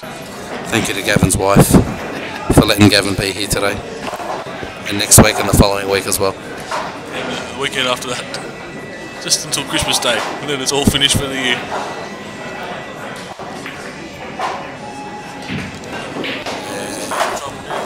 Yeah, that 2 ball seems to be coming into play now. I think he would, but the thing is, he wants to keep control. He doesn't want Steve at the table, so if he can clear the rack from here, like he can play a very controlled, screw shot here with side. Like, the tables are running good, the balls are good. If he cues it well, he can sort of see. But the angle that he's got, he's going into the 2 to get onto the 13, onto the 12. Sorry. So. Guy with Robbie's knowledge, he's very close to the black. He's not someone that you want to get into a safety battle with. But at the same time, he doesn't want to kill his ball. Like, he wants to leave it off. Like, he looks like he's going to cover the black hole as well. He's probably come a bit too far, I think. It's hard to tell if that 2 goes into here, but Steve's just looking at Steve's face. I don't think that's on, so there might be another safety coming here. It looks like he might be playing a jump shot. I think Steve Woods just discovered the jump shot. Doesn't look like he's ever played a jump shot in his life, but he's going to try it. Justin and him were practicing before for 5 minutes, and it wasn't pretty, so anything could happen here. I think Justin learned the jump shot probably 2 weeks ago, and then he's taught Steve Woods how to play the jump shot. So let's see how this pans out, eh? If he misses, he can blame Justin. He's got the look for it. Has he got the right angle? I can't jump balls myself, I don't know.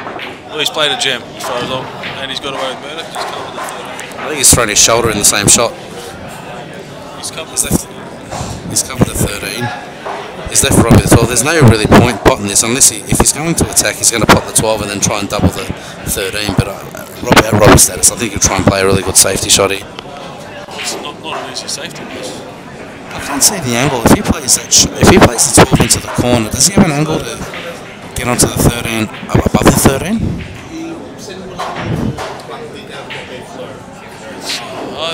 Yeah, what do? You got to come up with something, because if you get it wrong, that's frame over.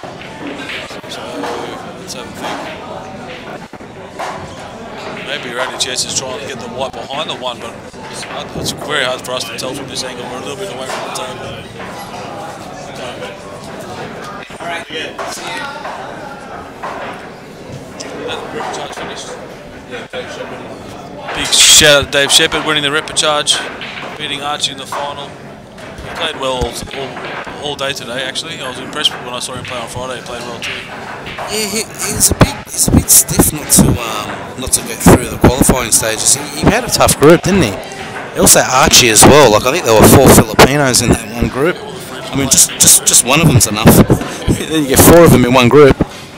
There was actually some tough groups too. Barry Mevros had a tough group. Manny had a tough group. He didn't get through the qualifiers. Yeah, Manny made obviously the state New South Wales. He made the state team. I did the draw and I drew myself a draw for the guns. That's the last time I did the draw. I've drawn myself Robbie. What a doofus. Yeah, he's played the shot I thought he would have played it, and then probably try to play a double. Yeah, he probably wanted to come a little bit further. Probably thought, well, if the balls are in the open, his balls are in the open, he'd have a good safety shot. So I thought, well, I'll pop myself out of this, and you know, at his status, he's probably good. Unless can he squeeze that through behind there or not?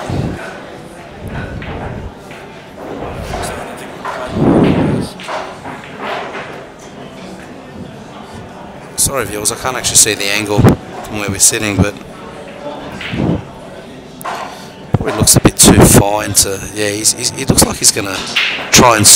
Well, he's called the top left corner. So yeah, he looks like he's gonna hit the rail and probably just shade the 1 ball on the way through, just to give it create that little bit of angle going back towards the pocket. It doesn't look like it's flush on, but I think that he's gonna try and, like, you know, that squeeze shot that you play. It's like a squeeze shot. Yeah, just feather the 1 on the way through.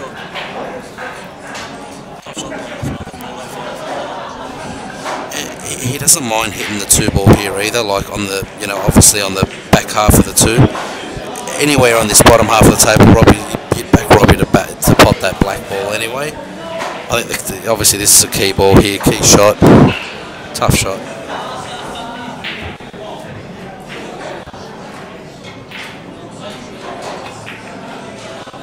Yeah, he's played the shot that I thought he would have. Yeah, exactly, and that's exactly what I thought he'd play. Like, it's actually a pretty good shot because he actually kills that 1 ball as well, like up the top rail. So it's not, he puts his ball in front. Like, he's a bit unfortunate not to leave his ball over the pocket there as well. So yeah, Steve Woods is just. Run off the shot. 100 miles an hour before he's probably still in a tough position here. Yeah, very unusual for Steve Woods to miss a shot like that. Like, he's put himself out of trouble a few times today, I think. endurance today? He's got a lot of players. Robbie's endurance is second to none. Steve's endurance has been impressive. Justin's endurance is always strong. Robbie's endurance is outrageous. Robbie's not a bloke who's saying he doesn't play a lot of 8-ball, but his knowledge just gets him through. His knowledge of working it out, second to none.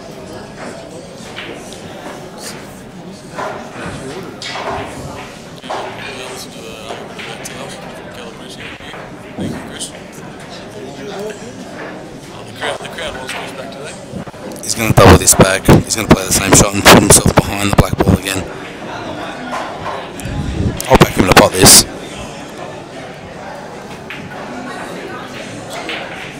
Yeah, great shot. It's shot exactly how I thought he'd play it. Well, that's why I thought he'd go. He's played with that pace to leave it behind the black, so he's always leaving him distance. Would you play this in the middle or up the top cover? He played it in the corner, but he should be playing it into the corner, but Robbie should be able to pot it anywhere, really. Centre pocket or corner. I'd be playing it in the corner. That's the proper shot to play.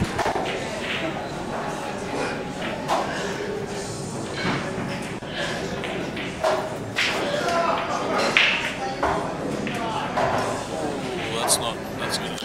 He's just missed the 8. He's just left an open table to Steve now. He's just, all that hard work is...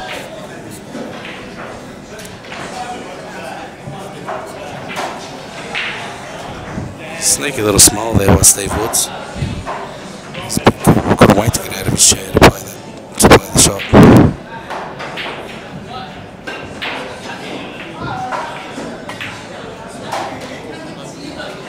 He's flipped it a bit too much, I think. He's very fortunate to leave himself a little bit of an angle. He could have left himself straight there.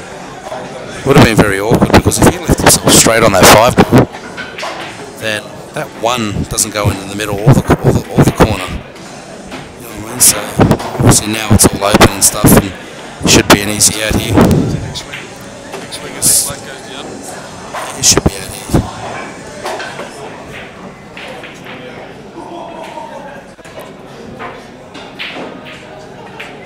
Steve goes up 5-2. Big difference between 5-2 and 4-3. 5-2, yeah. Alright, ladies and gentlemen, I'm going to leave you guys for a bit, and Chris Calabrese back in. Thanks, Mars. Been a big help running his group during the tournament stage as well. Here we are with the very handsome Chris Calabrese. Marvin's over there, starving Marvin, but Chris Calabrese's played well today. That's going to be a little bit hard to shake that miss, you think? Will that play on his mind? He's pro enough to put it out, but it does play on your mind a bit. Definitely play on your mind, but if anyone can put it on your mind, he's been in situations like this many a time. Steve is not playing as fluid as he was in the last 7 years. It's a long time. They have both been playing for the best part of 12 hours by now, so the fact that they can both stand up is impressive. Absolutely. Couldn't agree with him. But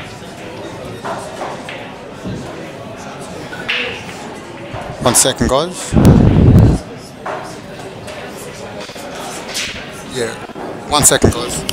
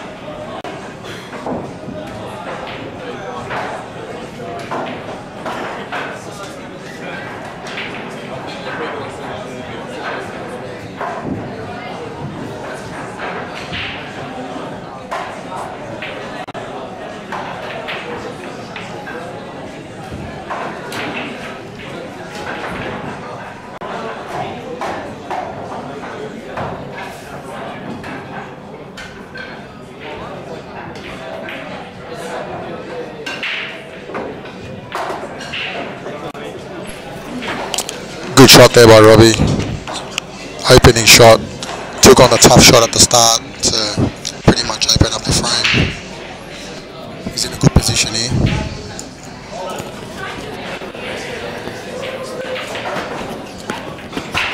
Trouble ball here's the. I think it's finishing ball. Finishing ball should be the 13 really. I mean, you want your 13 ball to be the finishing ball for the 8, but he wants to get rid of the 11 and 12 early, I suppose. The 9.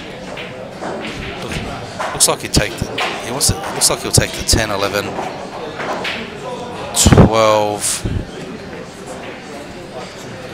What do you think he'll use the 13 to get down for the 9 and the 15? That's what I was thinking. I reckon he'll play the 15 or the 9 last for the play. Yeah, it looks like he was to play the 13 ball now.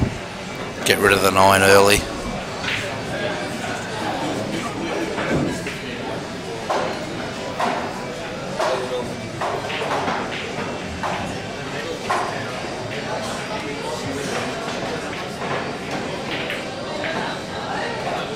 It's a good control shot there by Robbie. You know, now we can do anything with this 9 ball, get rid of the 15. He doesn't want to leave that 10 ball really late either, or he doesn't want to finish on the 11. Yeah, 10. Well, now I think the 10 ball will be his last ball. Just drop it in and then come up for the black. There's cues falling over on the side there, so Robbie's going to pick them up.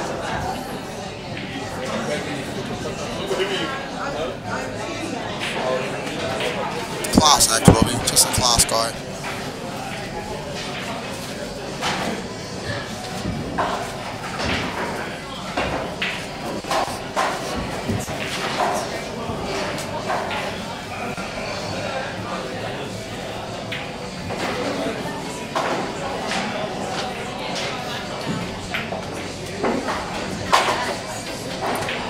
Made sure he landed high on that 15, so it's just a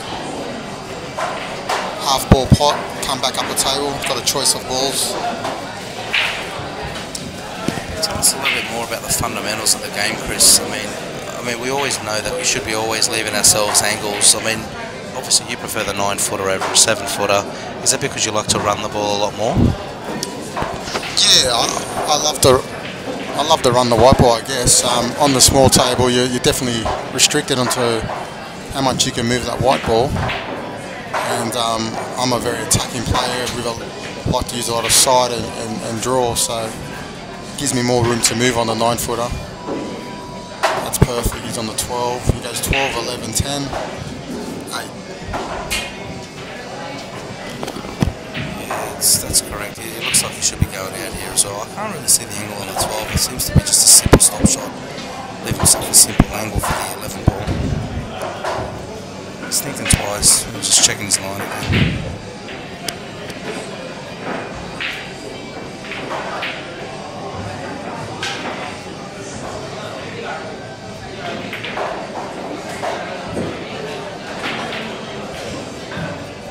Just go around, just obviously check just where he wants to leave it onto the 10. He just wants a simple run through. He don't want to do too much with his cue ball.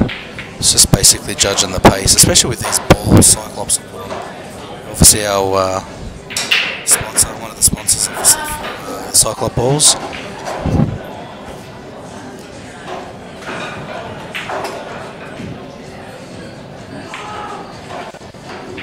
Yeah, even if he lands either side, we can always put a little bit of running side on it, so he's not really in trouble here.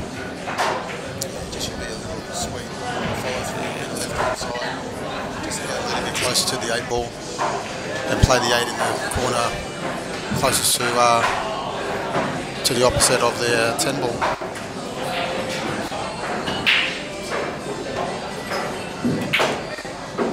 Oh, well, he did what we thought.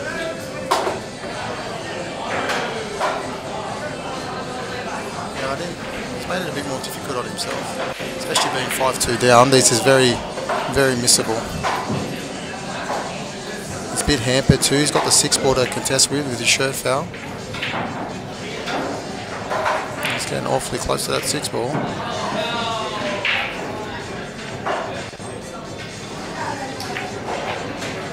Ooh, wiped its feet and it went in. Nice, Robbie. Yeah, good shot there by Robbie. It's very close to that 6 ball actually. I mean, Just fit a feather right through it. Scores are now 5-3 now to Steve Woods with the break. Steve Woods is yeah, he doesn't. He's gone back to the triangle. The magic rack doesn't seem to be working for him, so he's obviously using the triangle now and thinking maybe I should hit the second ball option, maybe, or even hit the front ball. I think he's still going flush in the face, but maybe they just don't have a magic rack out there. But everyone knows Stephen Woods from Two Shot, where he's much more known for, but he's a great player in all disciplines. But he plays that, oh my gosh, I've cursed him again. He hasn't done that. I've seen him maybe do that once today. Normally he hits the ball flush, the white screws all the way back to the cushion, and goes straight back down the table. But he actually tried to play it like a 9-ball player, and that's where he went wrong. He should have played it like a 2-shot player. I don't know, does Robbie get 2 shots now or what? Anyway, regardless of 2 shots, this is a very good 8-ball. You know, he actually put 2 or 3 balls off that break, and he's gone flush into the centre pocket. Like, he didn't get kicked in or nothing, so he hasn't controlled the cue ball. I think Justin was doing that earlier. Like, he was getting balls, but he wasn't controlling the cue ball off the break. Robbie's just mapping out the table. He should go out here. Doesn't seem to be much trouble. I think the 9-ball, maybe the 13-ball. Was that 13-ball past the 3 there? I'm not sure from this angle. It looks close. I think it is on.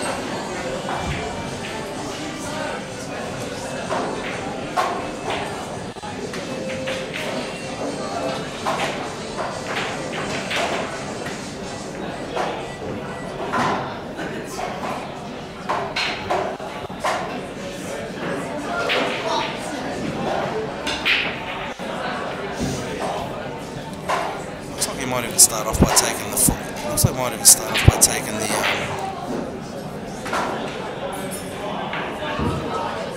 You can go either one, really, couldn't he? I mean, it's not really.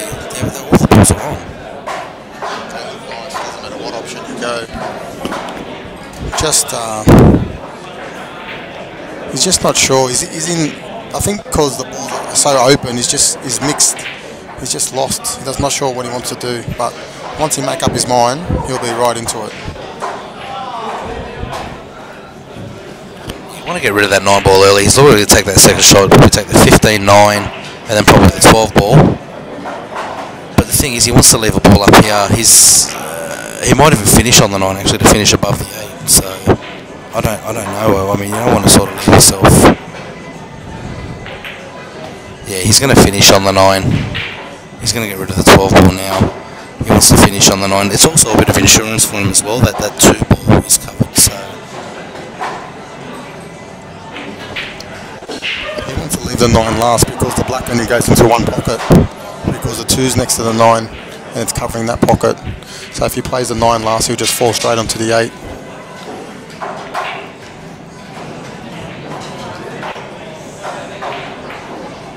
Well, maybe not. Really?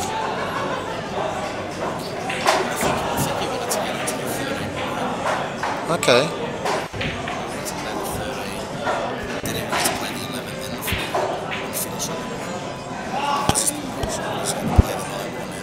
He hasn't got much choice. Unless, I don't know why it doesn't stop at the 14, just hold for the 12, hold for the 11, and then come off, screw with 2 rails, come up for the 13 and the 9. Finish behind the 13 as his last ball. Past the 2 ball. And it's over 14, then the 11. And obviously play the 13 back up the table. You always play the closest pocket, unless the 13's not on down here. But generally, the rule of thumb is play the closest pocket to where the ball is. He's getting rid of that 13 ball.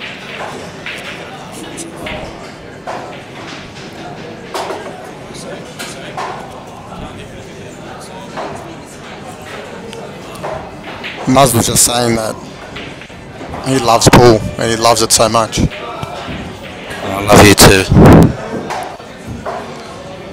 At the same time.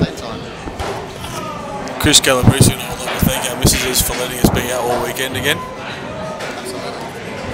Absolutely. It's been two massive weekends of pool, so thank you very much. So everyone's families, really. Everyone's who has a family. It's been away for 2 very busy weekends, so thank you to all the wives, boyfriends, girlfriends, whatever. So there shouldn't be much drop here for Rob and Chris. Should be making this 5-3 really. Yeah, it should be a formality.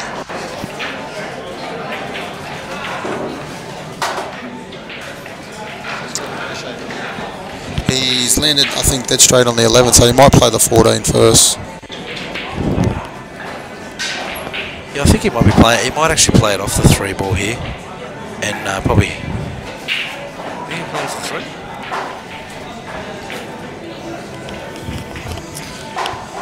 So it looks like 14 into the middle, tiny bit of screw, and then the 11. Still, there's not a lot of room between the 11 and the 7 to get onto the black, so he's going to have to hit this nice. Key shot here, Mars. Yeah, he doesn't want to kill. He doesn't want to kill that 3. He doesn't want to touch his 3. So I think he might even get rid of the 14 ball. Yeah, 14 in the middle. Okay, they might be at the middle angle. That's hard to. You can cheat the pocket a little bit. I mean, it's not. Just got to force it with a lot of top spin here, and just throw it, just create a little bit of an angle, and just sort of bow it around that 3. Yeah, it's a good shot. That's a great shot. That's a shot. It's like a bit of it's like a stun run through, but with a hit normal. So it sort of throws it wider and it sort of bows it around the 3. That's a great shot. Getting on these blacks not going to be easy here. He's going to have to hit this pretty perfect. You got to watch out for the middle pocket. You'd almost want to come in between the black and the 5 on that side of the pocket. It's got a little bit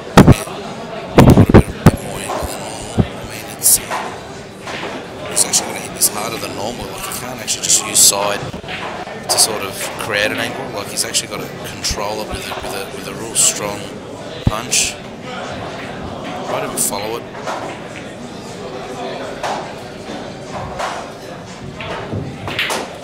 Yeah, that's a very good calculated shot there. That's a great shot. You played that to perfection. That's a great shot. Draws a clap from the crowd. Gem of a shot.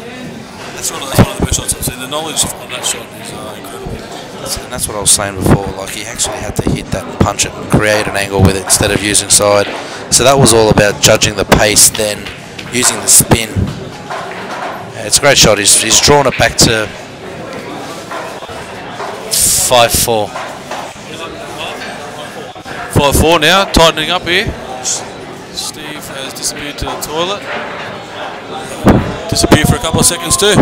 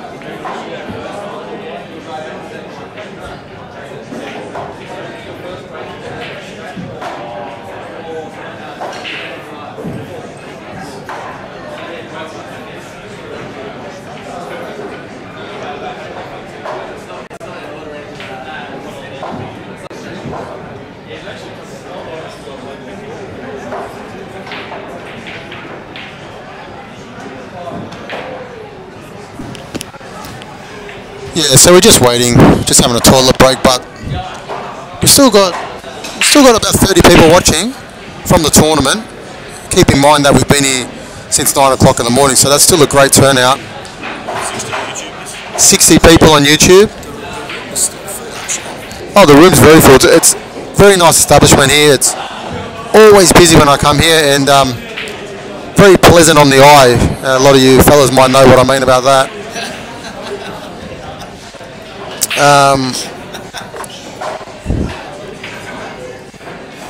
But here we go. Robbie's about to break. I like his break. The more I watch it, the more I'm liking it.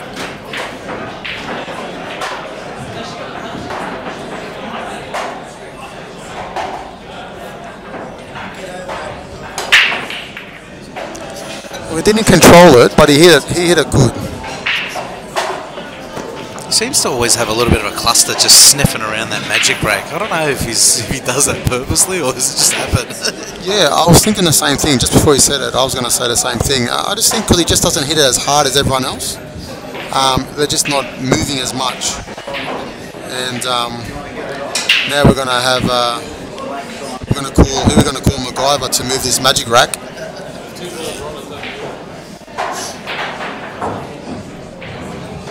I think the rule is if 2 balls are touching, just leave them.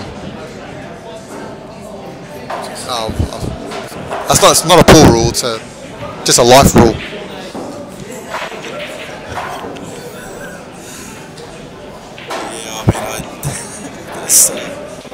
He split those 2 balls directly to the middle, so it's I kind of agree with Chris there. What are you thinking here, Chris? What's the take? I mean, what's the plan?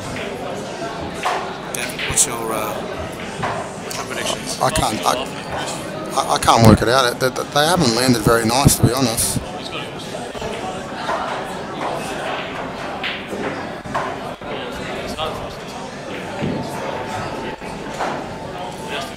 That 7 ball looks to be a bit of trouble, but if you can work the 9 ball for the bigs and obviously the 7 ball for the smalls.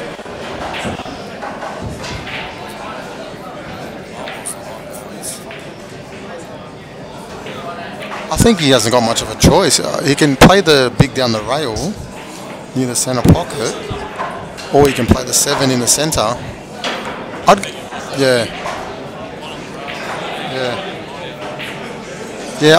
go smalls, to be honest. I'd go to 7. The smalls just look a bit more open. But he might even take the 7 here and leave himself a little angle on the 5 and come in behind and try and cause a little bit of dilemma around the 3 and the 4 ball. So he's always got that 2 ball or 6 ball as insurance as well, or even the 1. It looks like he's going to.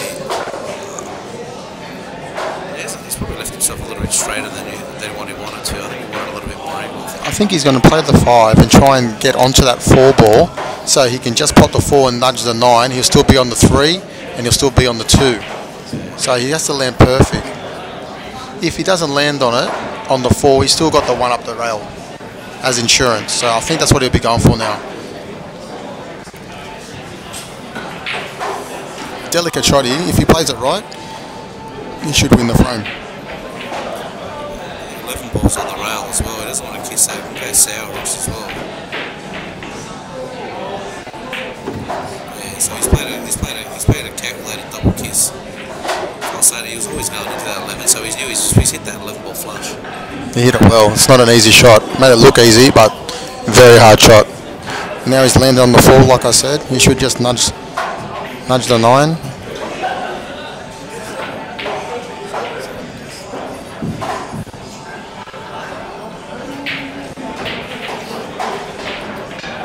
We're just going to be quiet for a second because Robbie's right on this side of the table, right near the microphone.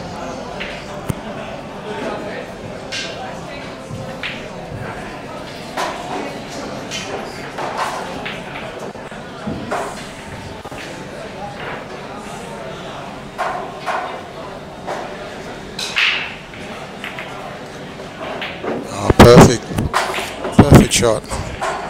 He might feel he's a bit stiff there. If he hits a bit more full on the 9, he lands on the 2 and also the 3, so he'd be a bit stiff there. It's tough action from here. I think he might follow through with the 3 and play the 2 up the top. Yeah, that's going to have to be. He's going to get rid of the 2 and the 3. His finishing ball is going to be the 6 ball, obviously. He's going to play the 3 and the 2.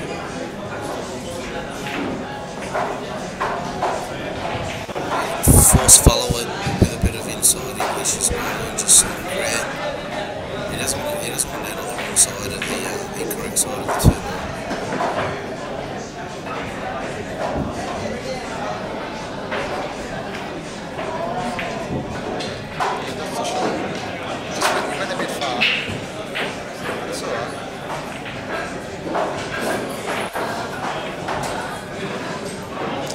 Yeah, he went a bit too far. Now the white's going to be pushing towards the black. If anything, he wanted to be on the other side, so he can. Once he plays the 2, the white's going to his right, not to his left, towards the black. Doesn't want to disturb that black either, because he can easily go sour as well. That black can tie up with a 9 and 10, and he's going to create a different shot. He's probably come about a ball and a half too far. He's going to try and avoid hitting the black and probably screw with reverse side and come back towards the 6 off the bottom. Yeah, I agree. I think he's going to hit the black regardless. From this angle, looks like he's going to nudge it a little bit. It's funny how Robbie plays. He aims in the centre, but then he'll play screw back.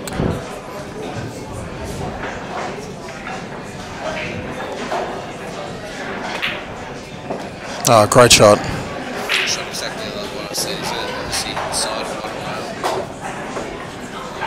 He's going into the 15. Well said, Muzz. Well said.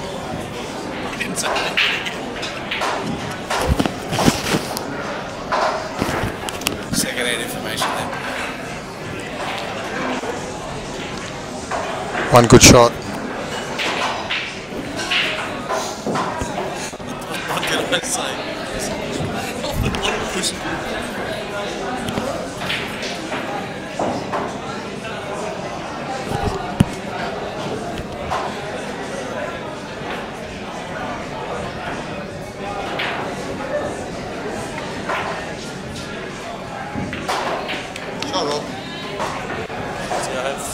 I have multiple personalities where I tend to take 2 or 3 different options per shot. Whatever comes about is basically the shot that I want. Yeah, I like your philosophy. It's called play for the luck and S. No skill. Very nice shot there by Robbie. That's a lot of balls missed like that. Trust me, a lot of players miss that ball. But he's still got another tough shot here. I think in left-hand English off 3 rails. Oh, he's playing screw. Yeah, I don't like this shot.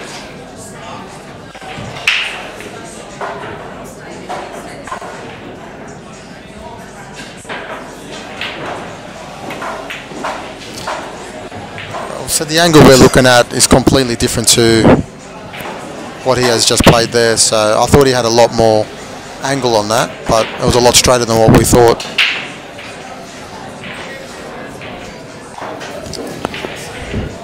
Top shot here to win the frame.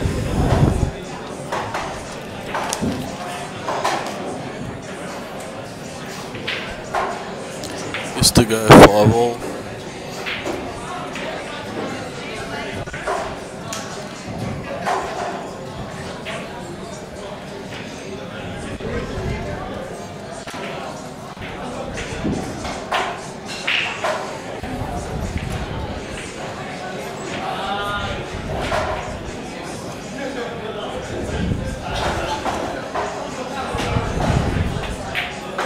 Great shot, Robbie. Played it with authority. 5 all. Great match. You Steve kicked a bit at the beginning, and Robbie's right back in it. Just want to give a quick shout out to Dave Gormley listening, George Bregless who's listening. Hopefully George tells me the right time for my match next week. Also, I'd like to say hello to my beautiful daughter Rach listening. Have to get her into the juniors program soon. Steve's break, he's been alternating between the magic rack and the triangle, and this time the triangle again.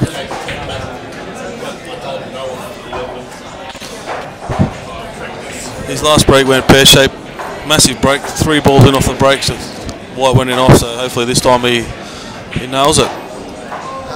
I'll just say that the break cue is using is mine that I loaned Justin Sadich, and it's terrible. Throw it in the bin. It's firewood. Use it for firewood.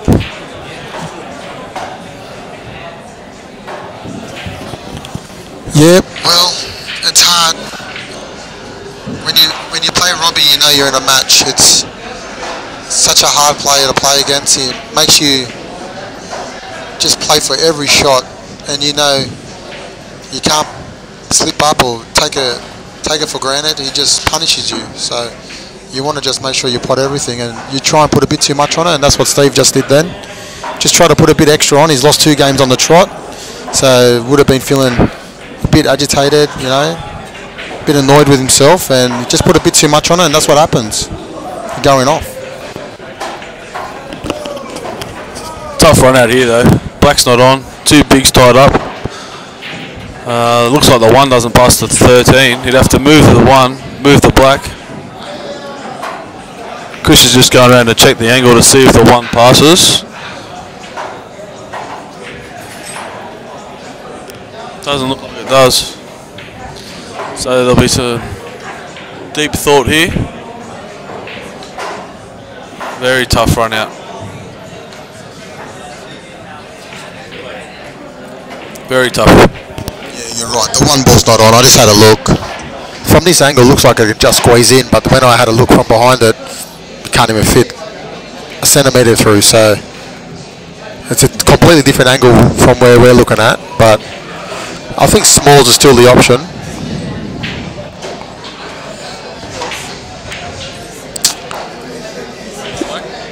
Well, the double of the black's not that hard.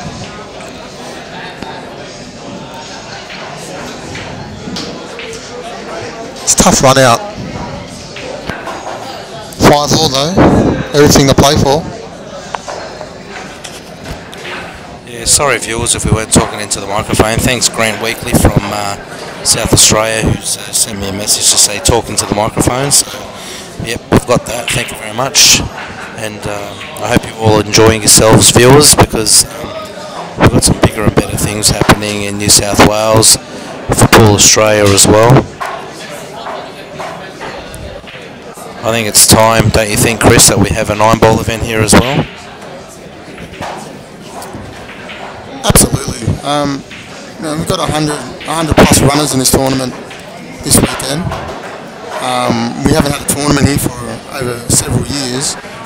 And for the players to support it the way they have, and interstate players as well, you know, it's really nice to see. So we've got the tables, we've got the venue now, and we've got the committee that are solely here for the better part, the better, I guess, the better. What are we trying to say? The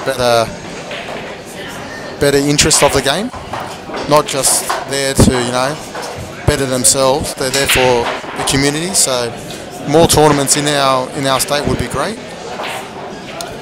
Yeah, shout out to the committee actually as well. They also had some side events too. They had a jump comp and also a pot the lot comp as well. It was won by Sean Oglesby. Sean Oglesby won the pot the lot out of all the players. He did I think it was 64 ball rack, which is pretty good. How pot the lot works by is that you got to pot all the balls in any order, break, pot the balls obviously in any order, break, and you have to make a ball off the break. If you scratch, that's it. You don't get no second chances. So he's done almost 4.5 racks consecutively to win the pot the lot. And a shout out to also Greg Jenkins who won the jumping competition, who narrowly just beat Steve Costa, who's a very good jump shot player. Myself and Kate Harrison finished 3rd in the jump comp.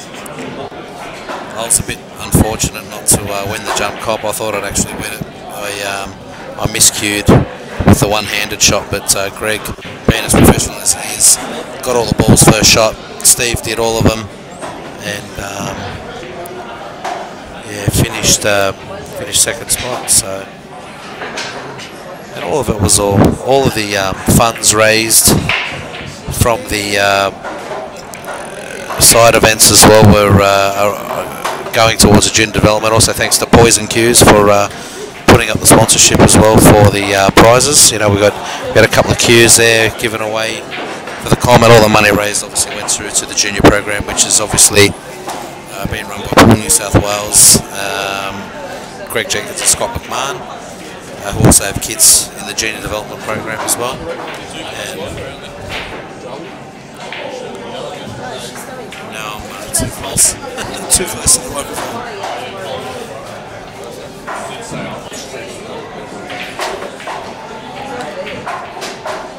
It's a big turnaround. especially being 5-2 down.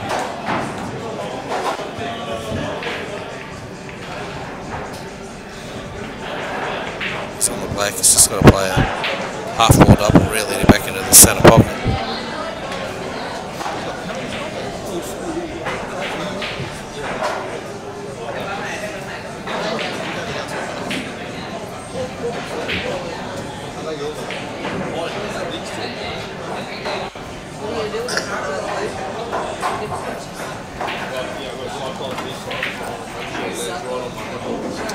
He's overcooked it. He's done it. He's doubled it too much. Steve comes to a table, open table now.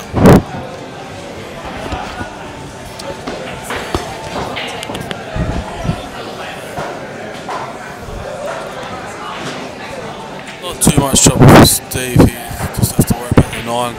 Top shot of his touching around. Then very hard to pull the opposite way past the middle pocket. If they catch the middle pocket, they don't go in. So he's going to have to try and move it.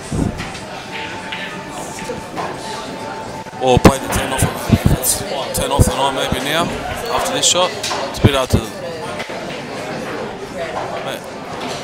Maybe it passes.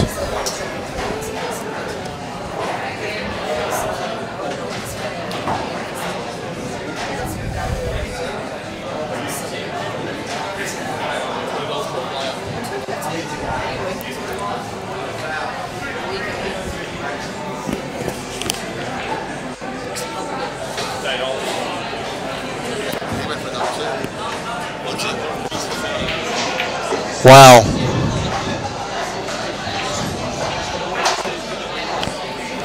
One minute.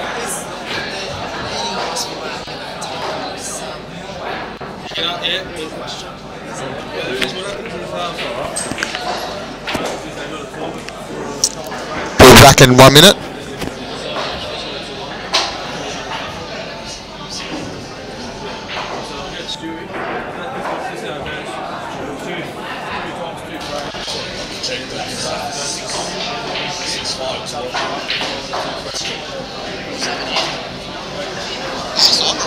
The red light means on. Is mute, is flashing. Okay, so that's on now. It's just. When it's blinking, it's Sorry guys, we're back now. So yeah, just gonna have a minute to break and we'll get back into it.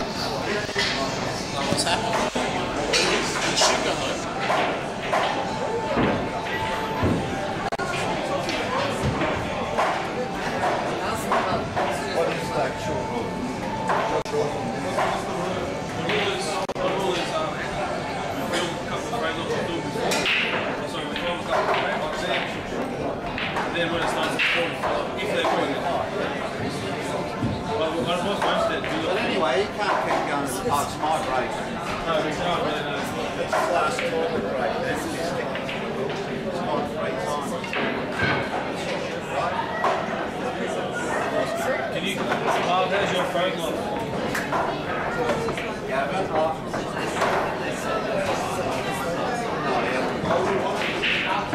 There you go.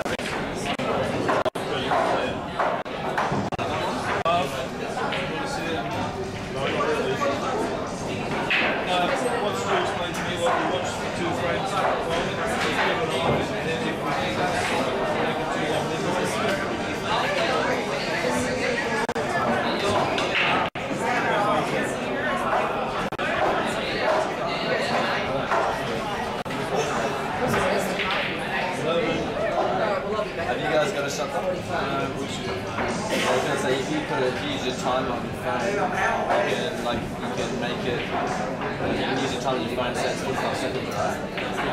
You can do it. You can make the timer.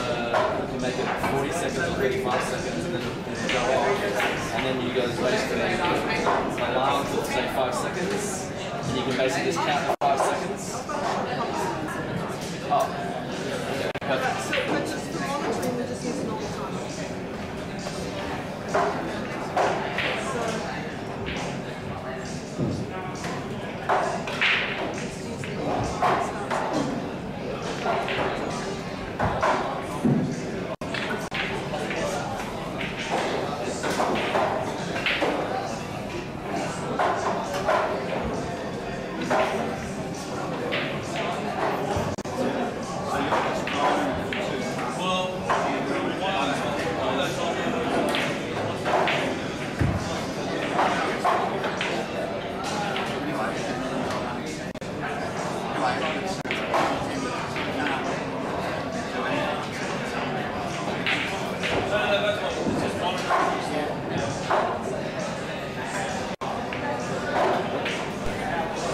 Okay, we're back on.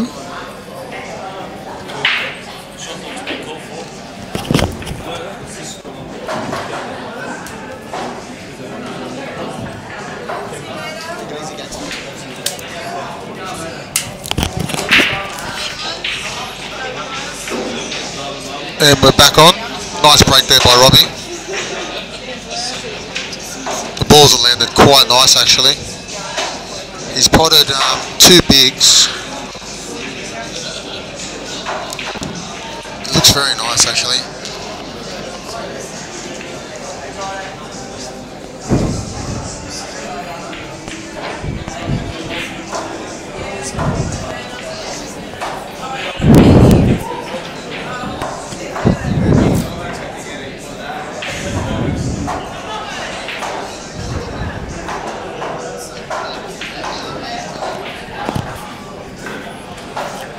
So he's on the bigs here. Well, I'm pretty sure he's going to go the bigs.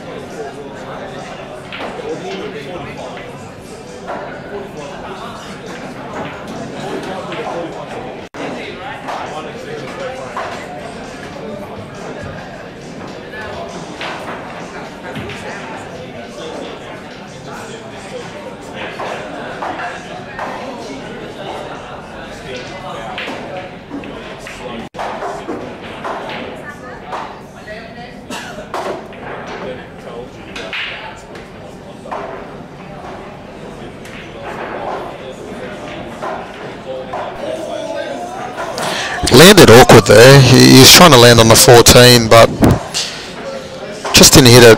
I guess he should have put a bit of running side on it, right hand side, just to check it up so he could go away from the 8. He just went a bit too close. Little smile there from Robbie. Still there though. Again, it has to play the 15. Is that the 15? 15 up the top. And then possibly the 11 or the 14 if he gets the angle.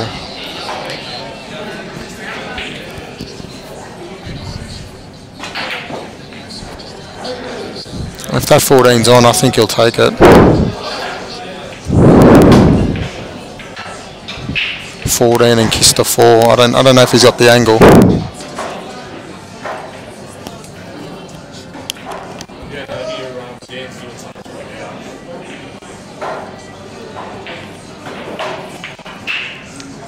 So here's the shot.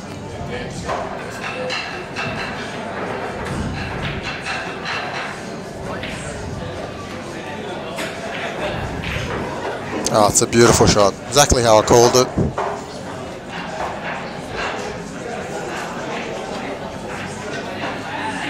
Just a roll through. Play the 11.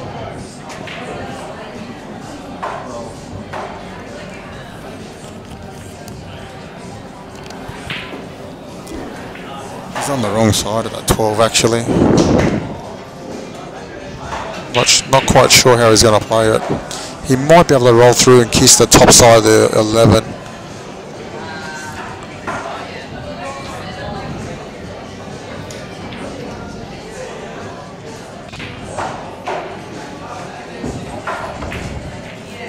There we go.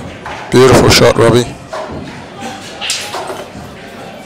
You know, you gotta give props when they do the goods, and he's done the goods again.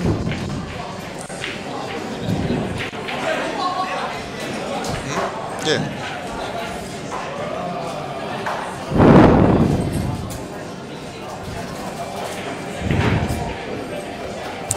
Yeah, just a beautiful run out there. Got the 8 to go, but I don't see any dramas there. I think he's got a full pocket. Shouldn't be an issue.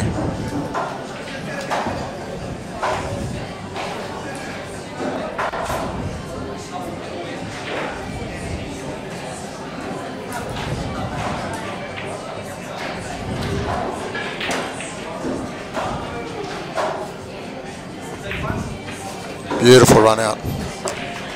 Beautiful. So Stephen's lost, I think, the last 4 in a row.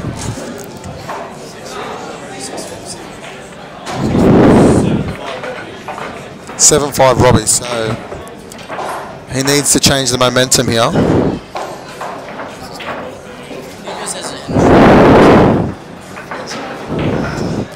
Well, that's right. Yeah, you guys missed that.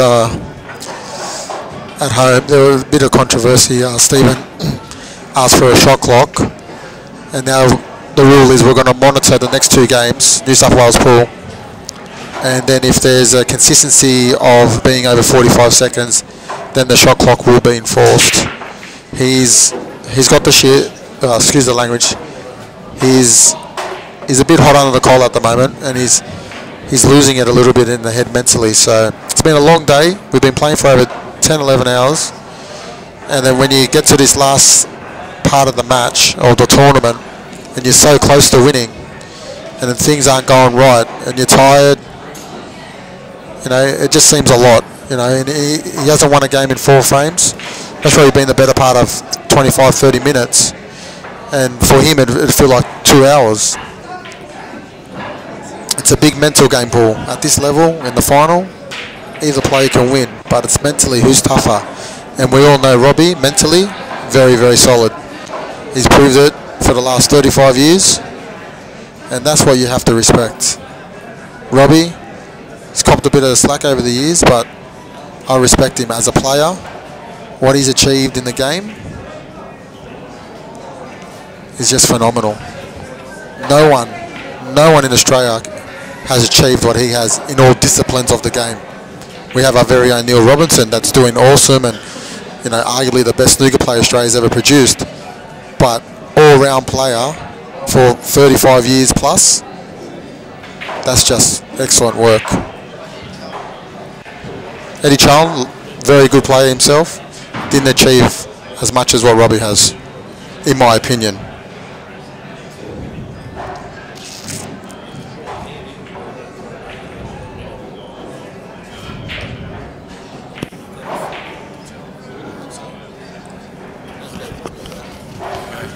Well, it looks like Steve Woods has asked for a shot clock, and I'd say it's a big chance of coming in here. We've had 2 minutes for a ball and hand off a break. So after this frame, we'll have to bring it in. I feel sorry for whoever's going to sit there and monitor it, which looks like it's me. Which is a very disappointing way to end the night. It's a shame, because we've only got 4 to 8 frames left in the tournament. But sadly, that's the rules, and you know, every player has the right to bring the rules in, and there's no no love lost by either player there. That's the rules. Robbie's been in this situation plenty of times. He'll be alright.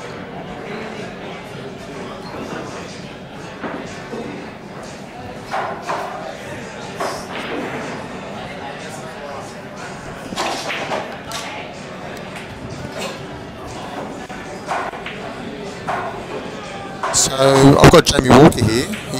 We've claimed him as our own in Australia, but he's originally from New Zealand.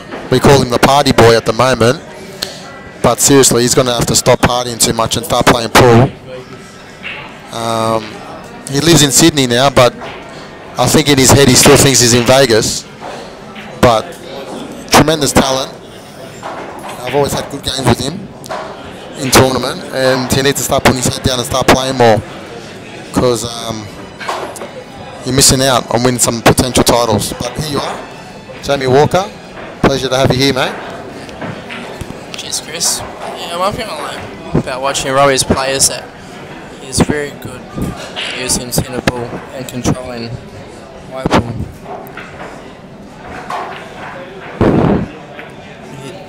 He loves to roll. He loves try and use as minimal spin as possible, unless it's necessary. But yeah, he's a very straightforward player.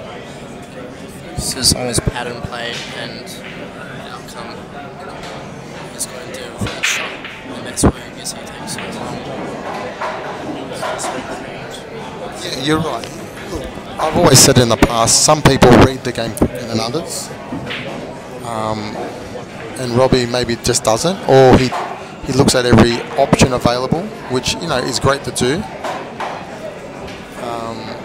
But that's Robbie, you know.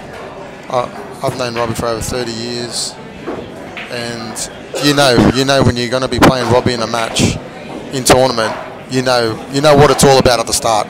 It's not like you're going to be playing someone and they play slow one day, then they play fast the next day. He's the same every time. Yes, he is. You're saying he has good white ball control, knows the angles and that. Well, 3 World Billiard Championships, that'll definitely help you out.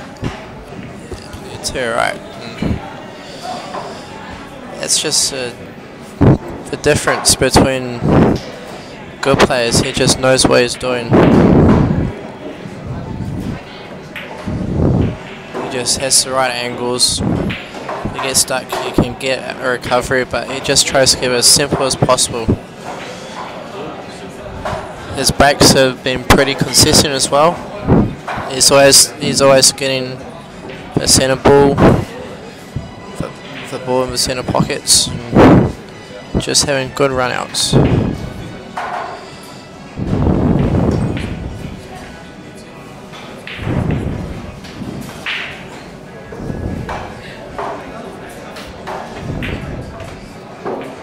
Yeah, very consistent.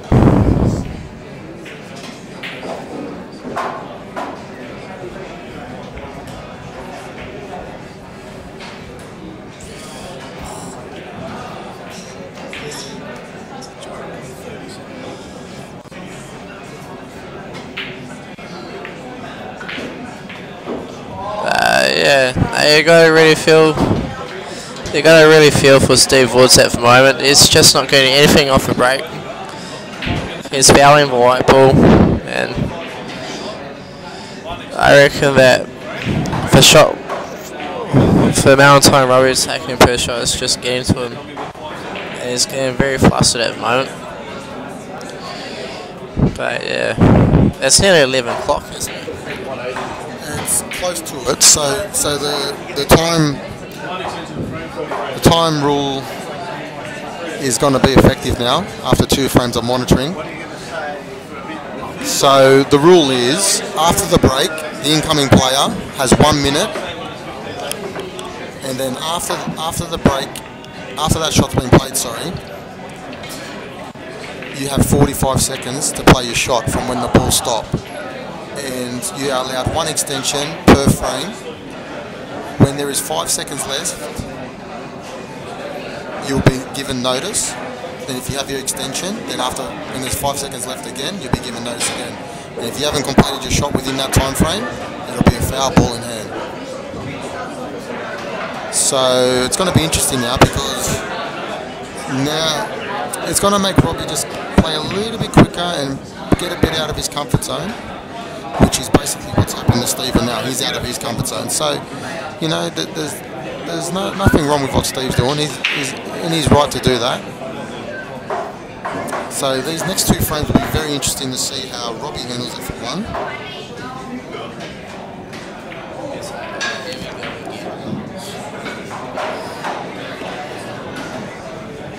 This has happened. Yep. But you'll find that he breaks just maybe half the ball to the left of the centre of the ball. He's got a nice loop bridge. He does about 8 strokes and he pauses back.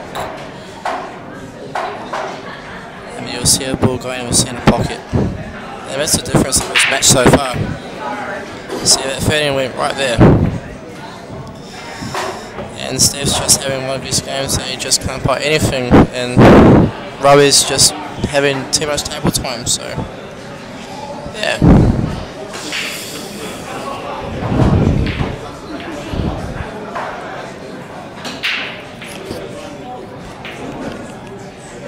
Yeah, it's a beautiful break there. Consistency. Very consistent. He's got that loop bridge, like you said, and he hits that front ball flush. And when he does, you're right, he gets that centre ball. And it's most probably been the most consistent break I've seen today. He's rarely gone in off that I've seen. And just on another note, we've got to remember Robbie, he's 55 years old, and he's playing against people half his age. A lot of people half his age here.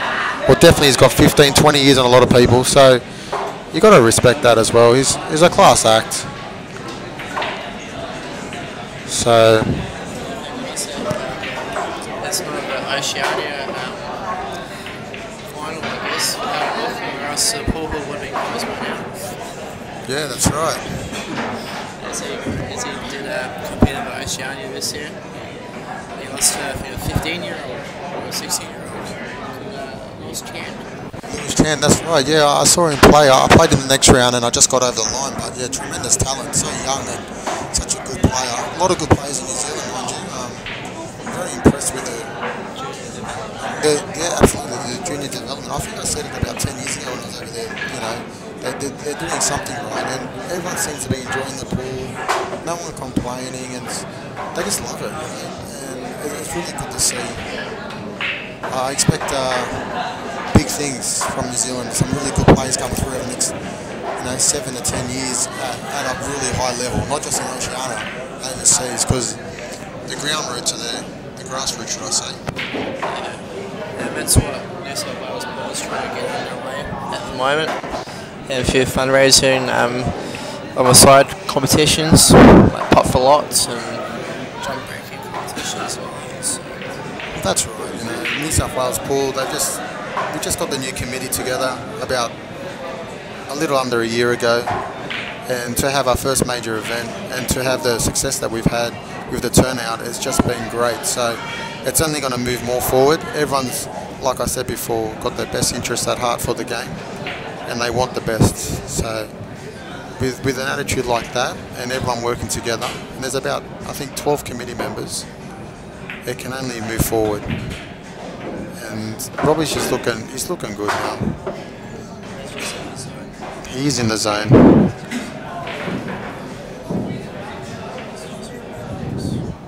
Yeah, his concentration level is just phenomenal.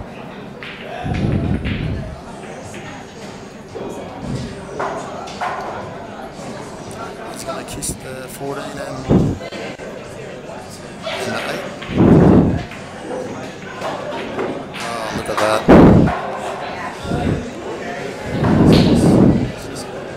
Just has to feather this in, just drop it in dead weight. Sometimes when you drop a ball in like this dead weight, you get a kick, but you can't think like that, just got to play it.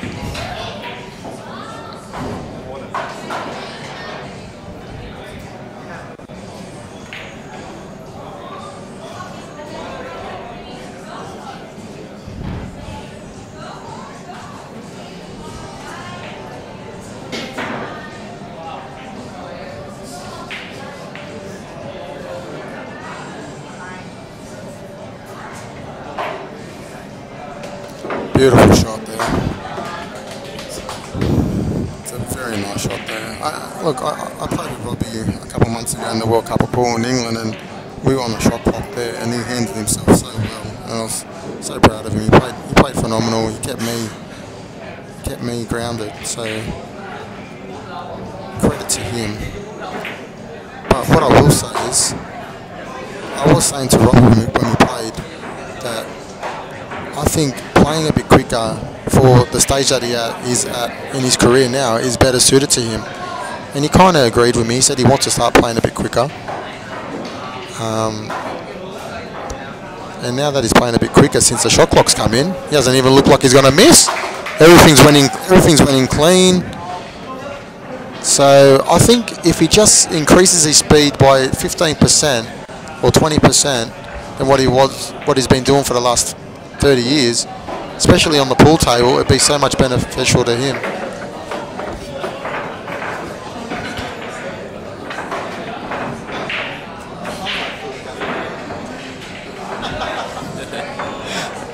Yeah, well, you would hope at this stage that Woodsy will get a ball on the break at least, and not super white ball to try and get him back into his game, because in the last hour it's all been Robbie. He's done an excellent job to it, at least maybe 5 frames in a row. Yeah, very good. That's experience coming right there. There you go. He's he's not happy, but you got to try and control. You got to try and control your emotions.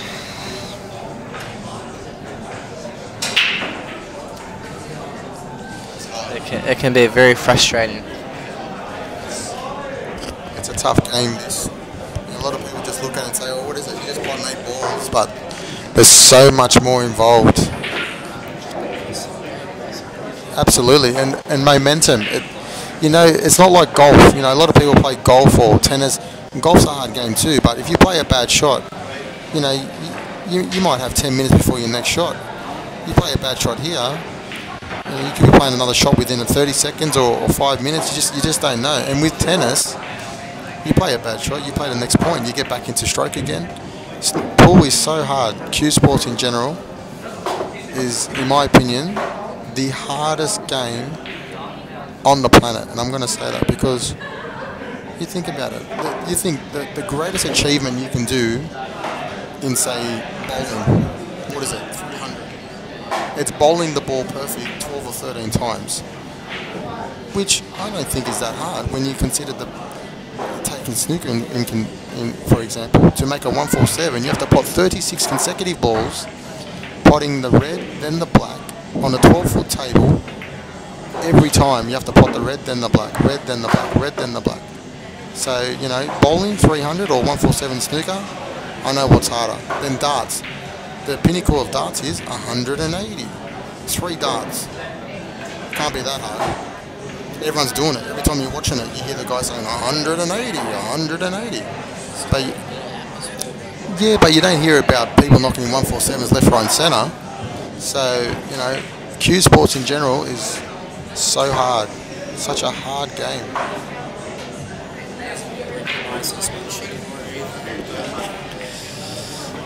It's something that we all have in our blood, and that we love, and we'll probably keep playing until we live along, And that's what's been part of Robbie's life, and he's still about it. And he's been at the top for a very long time, and he's had very good success.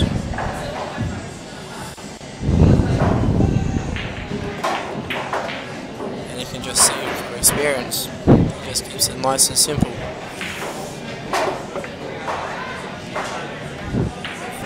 Very sound, mechanically sound player. And same with Steve Woods. His fundamentals for this weekend has been really awesome, apart from the break. And this game.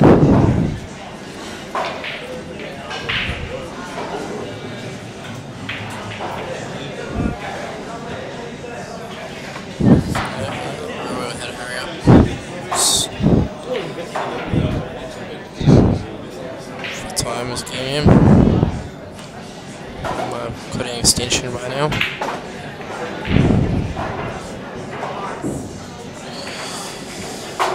Now what is it? It's here. I think this could be a mistake from Robbie right here.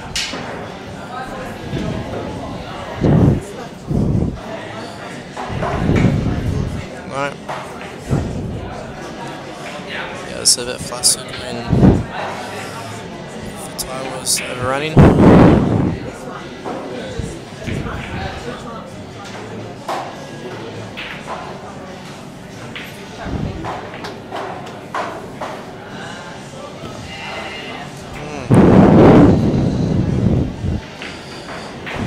So this is Steve's, I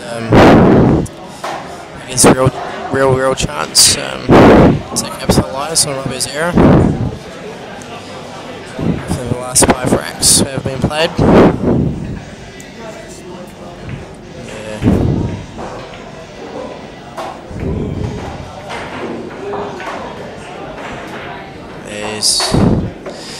You can tell that fatigue is slowly just settled in. He's a real gutsy player. He'll hang in there.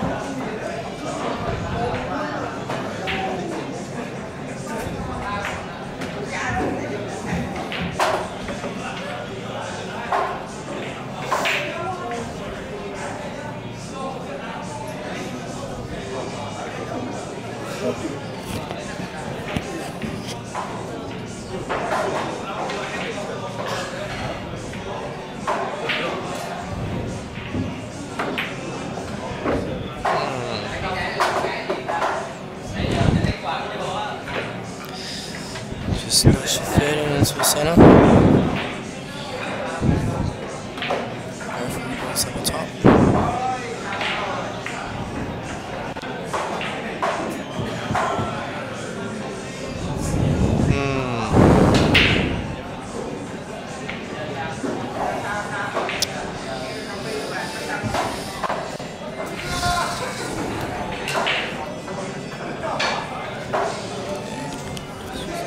It's ugly watching this, you know. You play all day and then just fatigue hits you and a bit of frustration and you just start missing.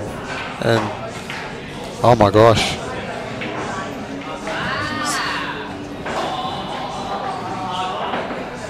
You know what? The last couple of years I've seen Robbie play a silly shot like that every now and then. Just obviously took his eye off the ball because there's no way he should be missing that. He's got away with it though. I think he's covered it.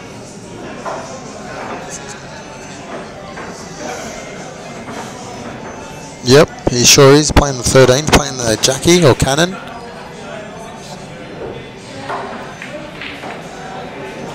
good shot.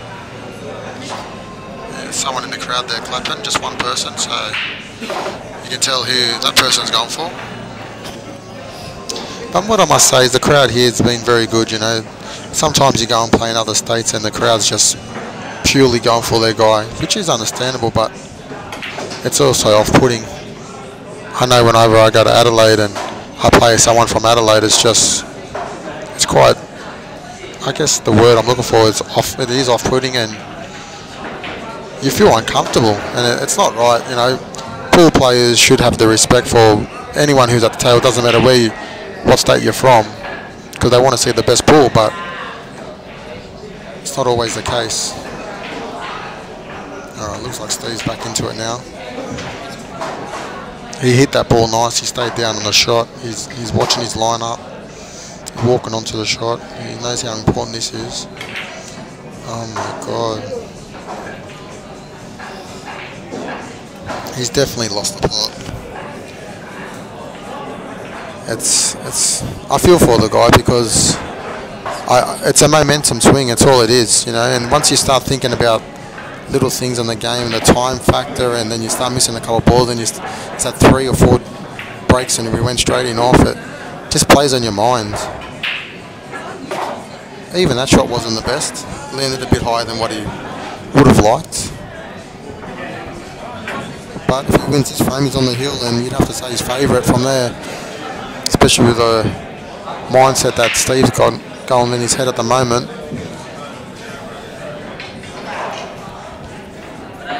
It's a hard shot. That's why when you try to stun the ball, try and get back for an 8 ball. It's this time of day as well.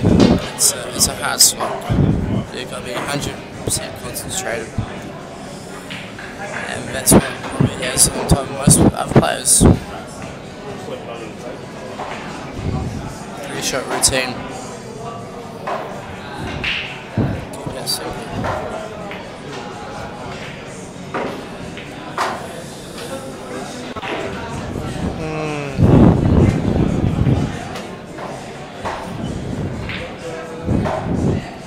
So, it'll be 10-5 after this.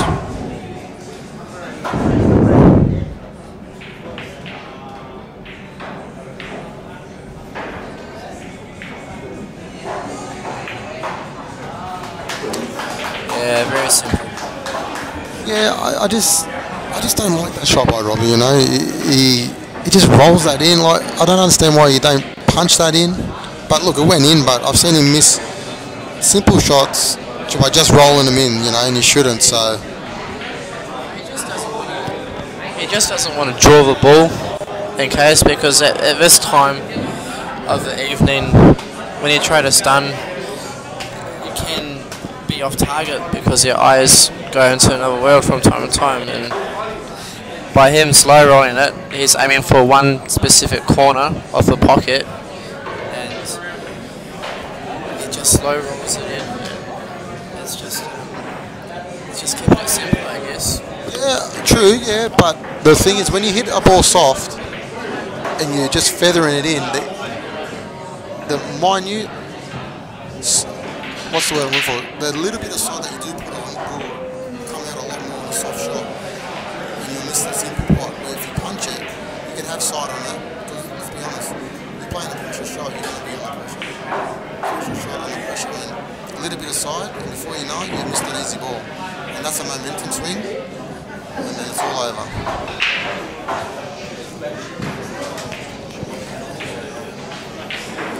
That's probably what he's used to when using a jigger as well. Everyone's got their own favourite stroke that they like to use on his shot. Well,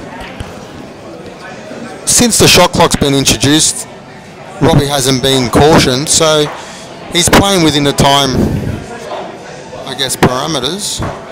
He has sped up a little bit, which I think's been beneficial to him. So, you know, Steve was, you know, in his right to ask for the shot clock, but I think it's actually helped Robbie. But what do you do when you're in Steve's situation? And I think anyone would do it. You just want to try and change the momentum. So you ask for a shot clock, but you know, this tournament it hasn't helped him. I think the damage was done earlier. So. They're on a toilet break now, and Robbie's on the hill. He has to bring 1 out of 6. You know, you'd like to be in his position. So, looks like this could be number 21 Australian titles that he's won in different cue sports throughout Australia. 21, that's just massive. Especially in Australia, it's hard to. Absolutely. I just won my first title only a few months ago, and I've been playing for over 15 years, so it's not easy.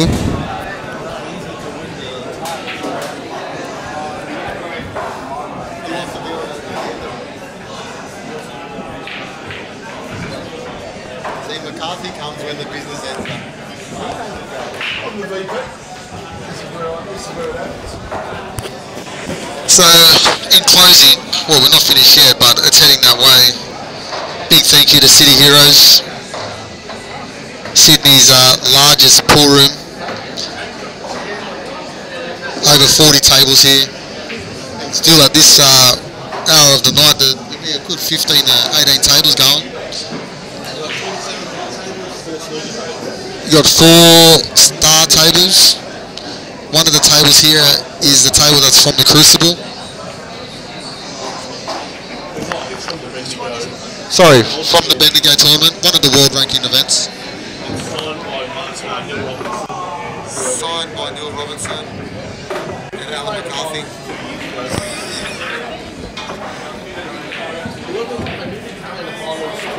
So, I'm not sure. Robbie just asked if he's break, and the answer is yes. Well, this will definitely be Robbie's last break, regardless.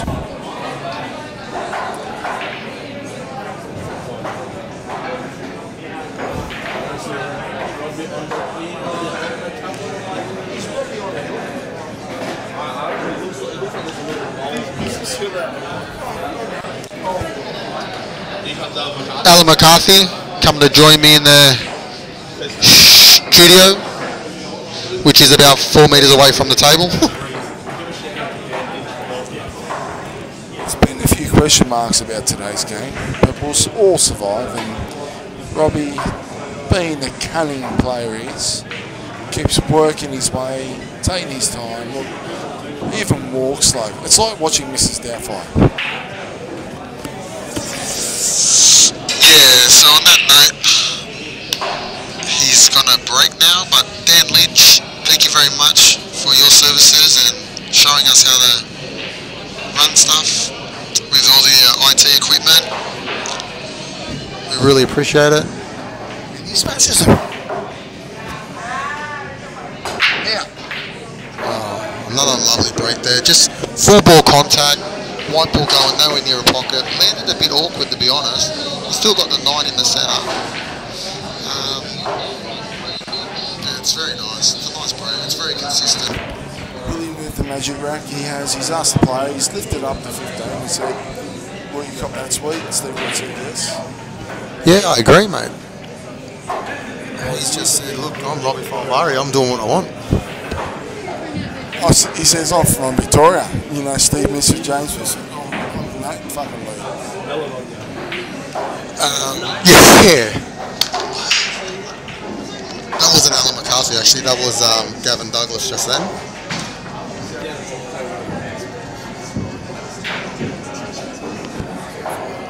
It's a 7-ball, by the way.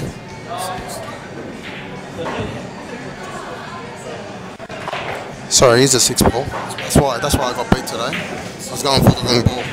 This is why Chris lost in the second round, because he's a bunny. Well, it wasn't the second round, it was the third round. But I am a bunny. But no, the reason why I get the colours mixed up with the 6 and the 7 is because I'm used to the tournament championship balls. Pro cut. But we're using the Cyclop balls, which are fantastic balls. And it was Cyclops very kind to donate, I think it was 20 sets. And yeah, it was awesome. We got brand new sets for the tournament, and I think we're using the top 12 tables here were all recovered only about 4 or 5 weeks ago, so they're all running beautifully. And this could be it, guys. This could be...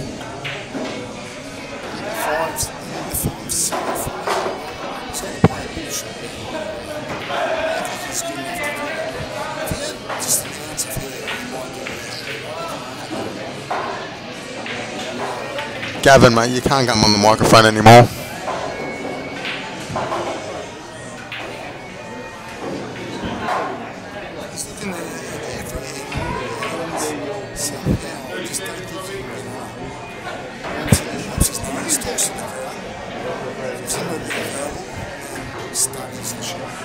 I think he just got a warning of 1 minute, so he's got 30 seconds. He's got the extension.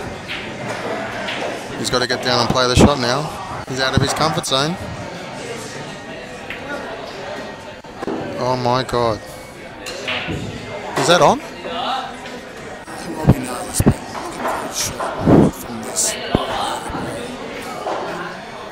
Just like Alan McCarthy.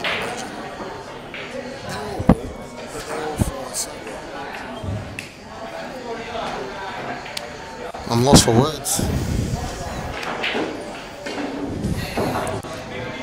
Big shot here. Very big shot.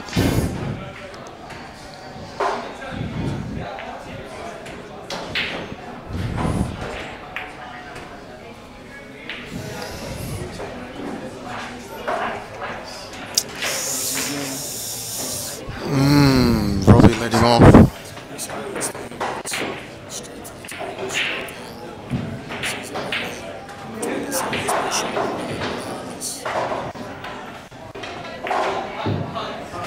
Well, Stephen will be thinking to himself, fuck, I wish I was winner breaks. I wish it was winner breaks, because even though he might clear this rack and break and clear the next rack, he's still 4 behind or 3 behind, so, and he doesn't have a break next. That's the disappointing part.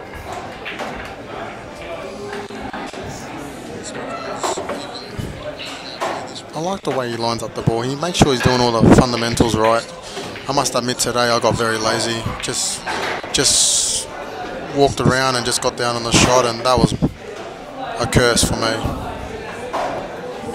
You play ball, Chris, it's not all about you. Stevie's potted the 9. Bob's down for the 4. He's on there. He's on a cheeky little shot.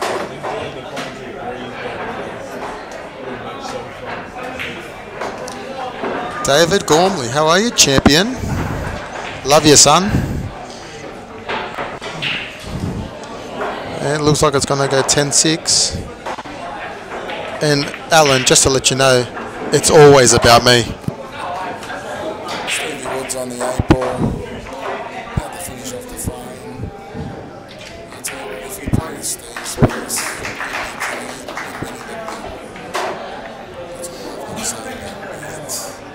he's wearing his $250 shirt he bought from the market tour. Looking pretty good. Looking with the plan around his hands. The 50-60 really gets some wear out of that $250 shirt. We've got Mark Boyd next to me. I think he's got something to offer up. Really good year a month. So Des was standing next to me. Des, if you brother Scott.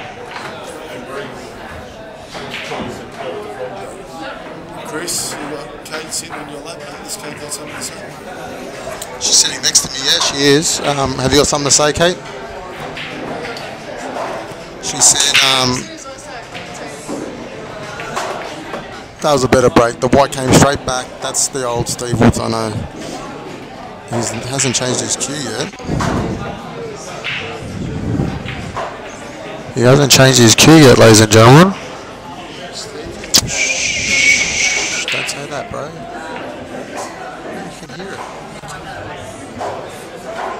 Well, I want him to hear it. Whoops. I'm not used to having the next shot. Steve just said he's a bit of a comedian, Steve. He just said he's not used to having the next shot. That's why he still had his break cue.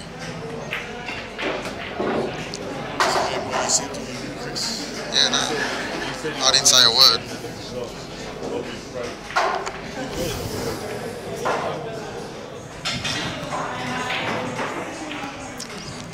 It's not too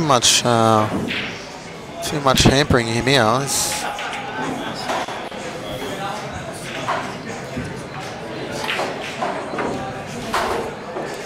That was a nice shot. Very good touch there.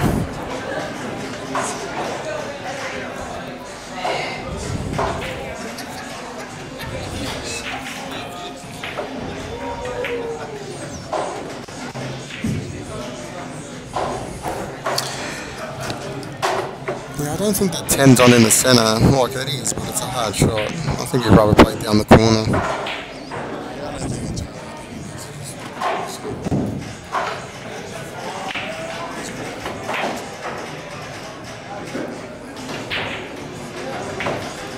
It's actually landed perfect if that's on. Yeah, it's landed perfect. Put the hand up and say sorry, and I was like, mate, just missed the ball.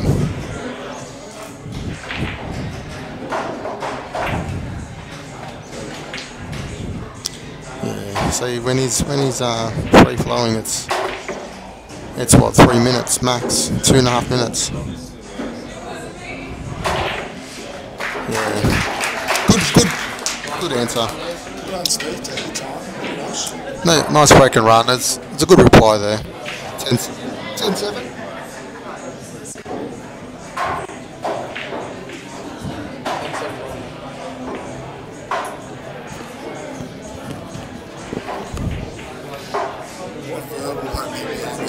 Steve's giving me the eye, that he's still in the game.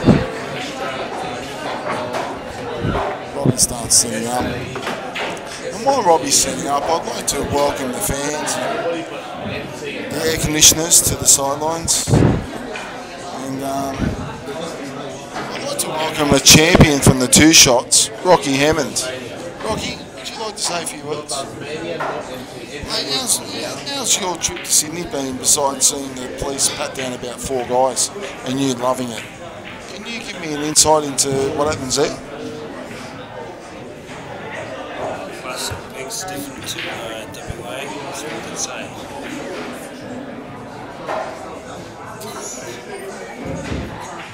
We're drunk, but we're okay. We're watching the game for them.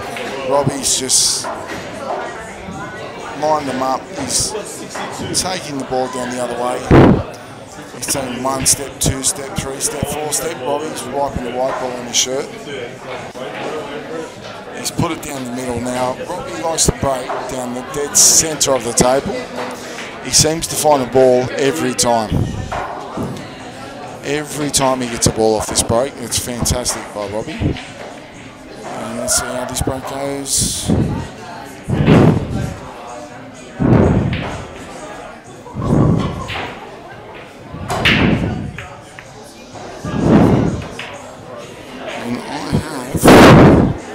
I have jinxed Robbie big time. He's not got a ball off the break. And he hasn't left Steve in the best possible position, but the president's there. He's going to get rid of this El Presidente. He's going to get rid of this. Is he? Really? Has he got his qualifications? Okay. He's looking for something. He's looking for some chalk. He's looking for an answer. He's looking for a prayer. He's looking for something. No, he's living on a prayer for Bon Jovi, but he's actually looking for a prayer. Thank you, Chris. Now you've left me on your own. Gavin's lobbed in because Gav wants to be noticed. Gav wants to feel like he's done something today. There's a fantastic crowd here, and I'd like to let everyone know that there's a represent with a beautiful shirt from the infield for Liverpool's big 4-1 win this morning at Man City. Represent Liverpool. Thank you, sir. Well done. Jamie Walker looks like a gollywog, but that's all right. He'll survive. Great effort, though. Great effort.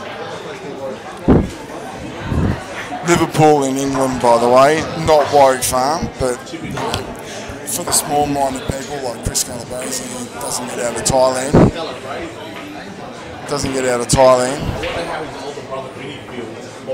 Oh, Calabrese. The Breeze, they call him. Who's Vinny? Who's Vinny when he's not at home?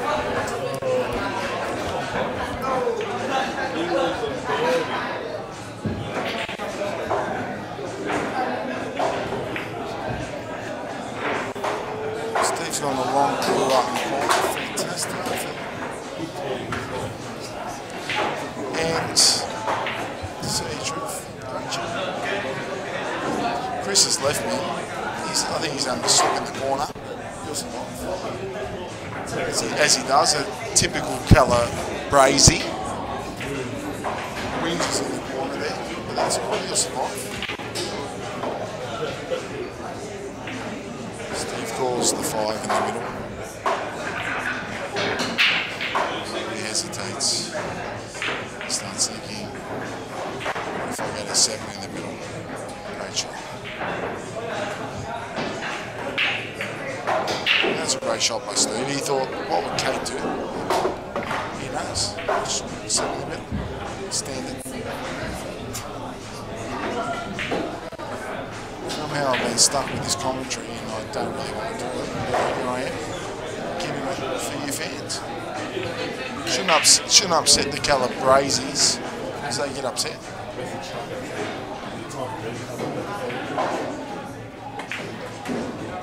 Oh, big miss by Steve, big miss. And I think it's all over. Robbie takes his time, gets up, picks his glove up. Like he's in the bedroom all alone, picks the glove up. Well done, Robbie. Looks at the 13. Says, just need to drop this in. Great shot, Robbie. Good choice.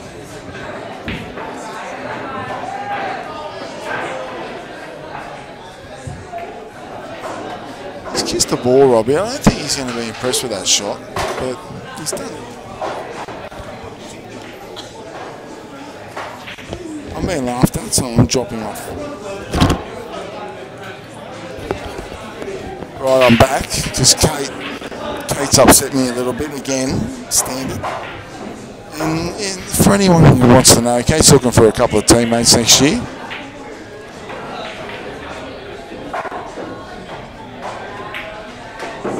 Great shot by Robbie. He should have gone the 15 there, I feel, because the 15's not on. Robbie, I don't know.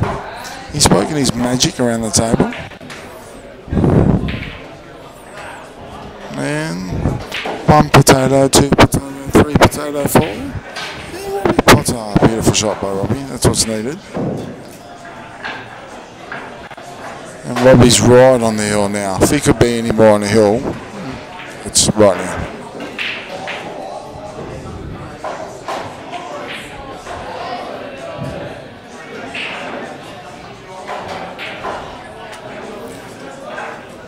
Commentary stopped because Robbie's taking his time and I'm taking my time as well at this point. He puts a beautiful 10 in the middle. If he just drops this in, he'll get a 9 down the rail.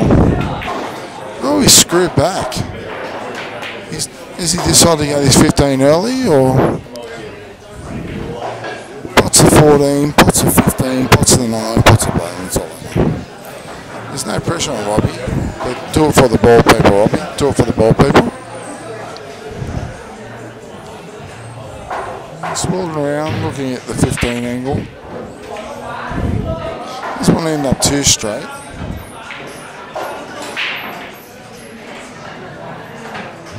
And I'd just like to let all the fans know that Chris Calabrese's left the sinking ship and he's walked away. And I find that disgusting, but that's how the Calabreses work. They leave the sinking ship.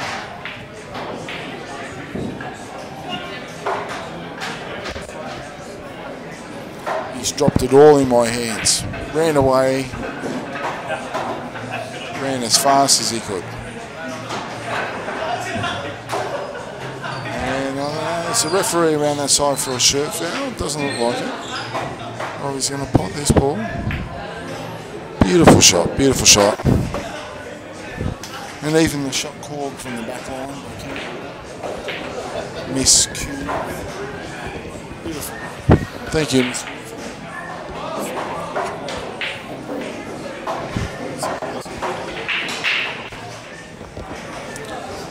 Drops this in, drops the 9 in, drops the black in the middle, it's all over.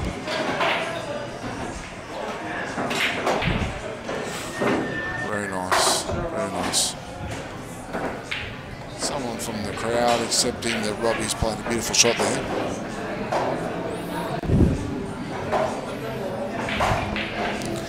Just drops this in, bit of right inside, kick it off the rail.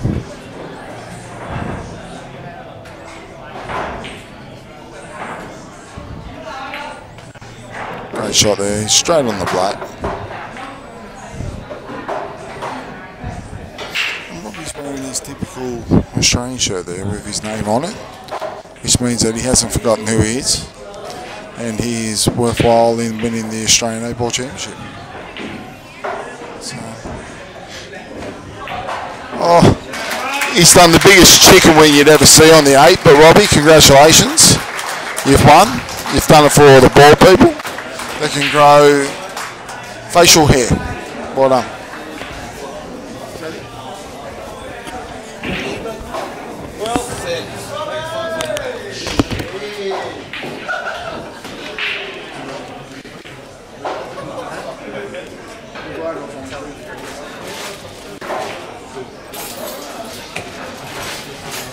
We're going to be back here in 4 minutes. One sleep under the table.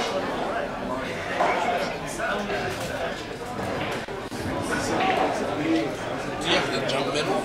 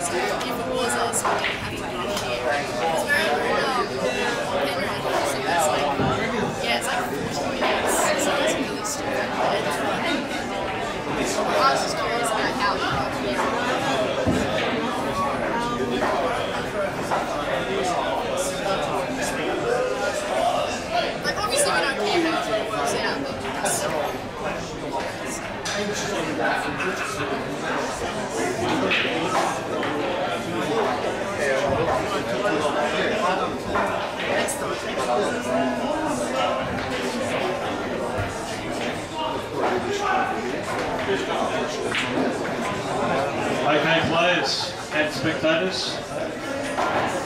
And also the YouTube viewers. Plenty of YouTube viewers as well. Yes, absolutely.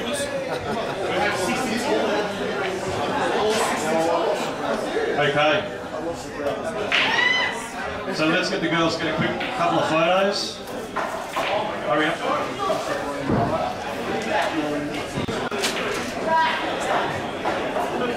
Get a low shot.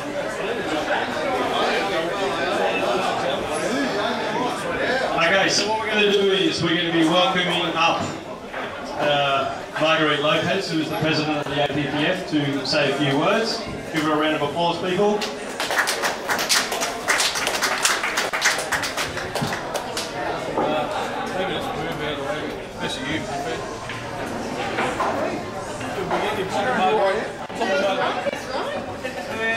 So Marguerite, we'll hand over to you to give the official words of wisdom and thanks to the players and all the rest of that.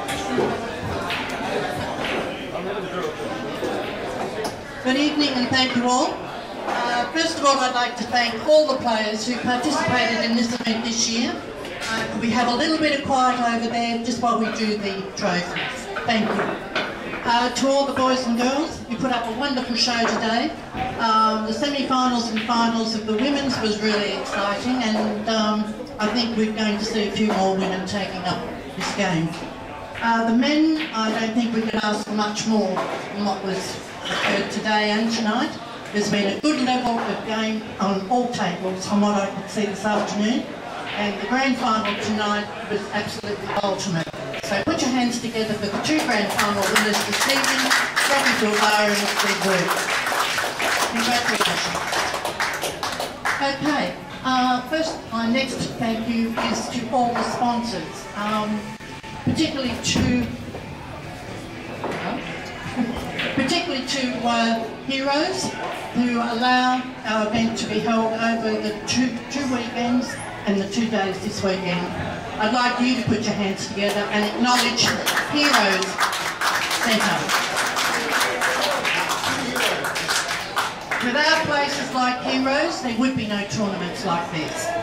Now I'd like to move along to Stuart, who do you want to do next? Let's get the runner-up first. All right. Their photos. We'll go to the runner-up. Now, I don't know much about Steve, but I do see tonight you played very well. So put your hands together for the runner-up to the Australian 8-Ball Open, the 2015.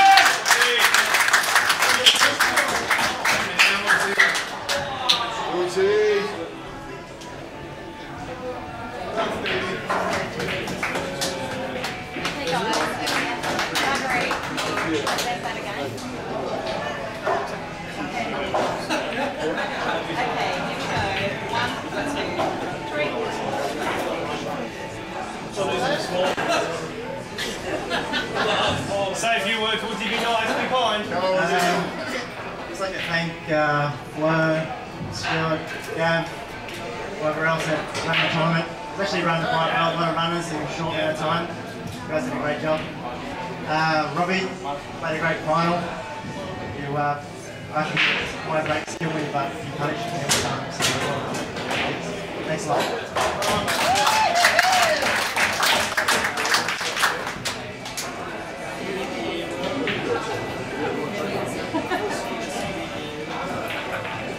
Alright, now we move along to the big final occasion. I'd like you to put your hands together for the current Australian Open Championship winner, Robbie Bilbao.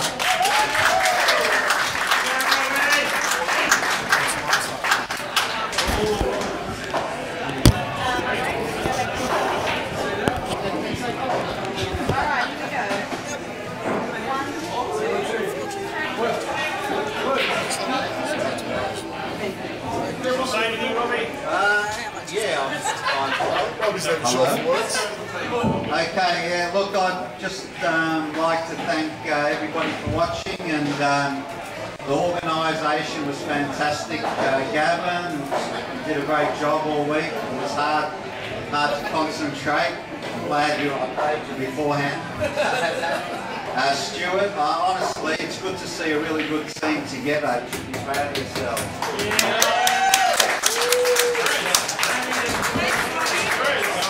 Yeah, even you, Gemma, yeah. No, really, it's very good, excellent. Steve, bad luck, mate, was really good at, well, he called a foul on himself at 5-all. So well done for that, see it at all. And he changed the game a little bit. So, and I've got to say, I won a few tournaments, but the first Australian was in 1982, believe it or not. You weren't born then, were you? Were you? Oh, you were? But really, this is the biggest surprise of all, I reckon.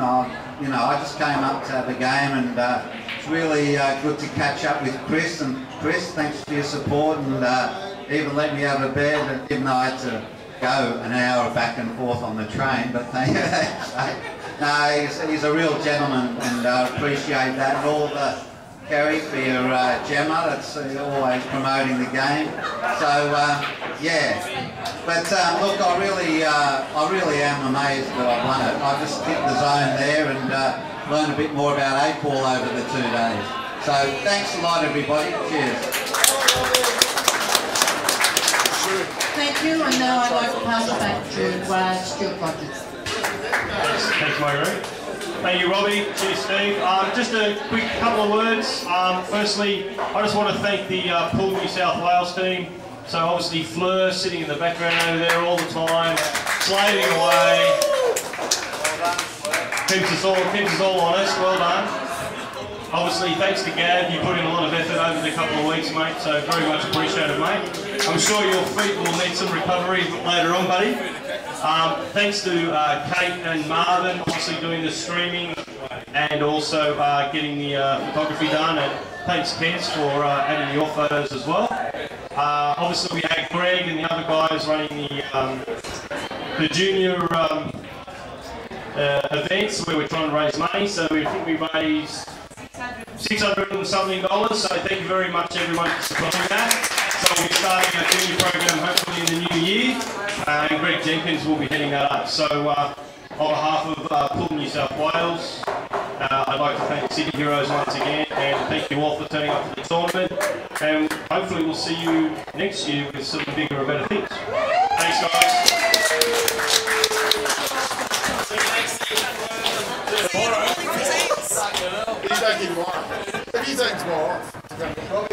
Don't forget, obviously, guys, state teams tomorrow. So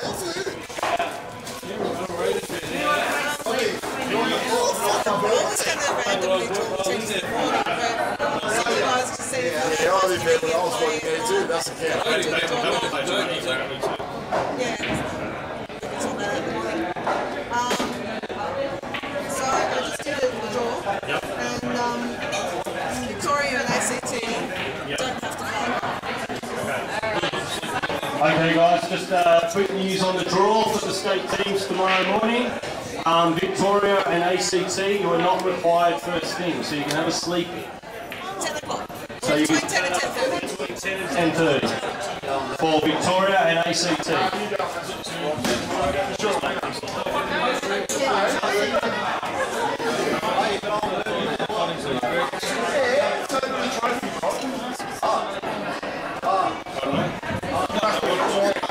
What do you need from me? What do you need? Other than a hug.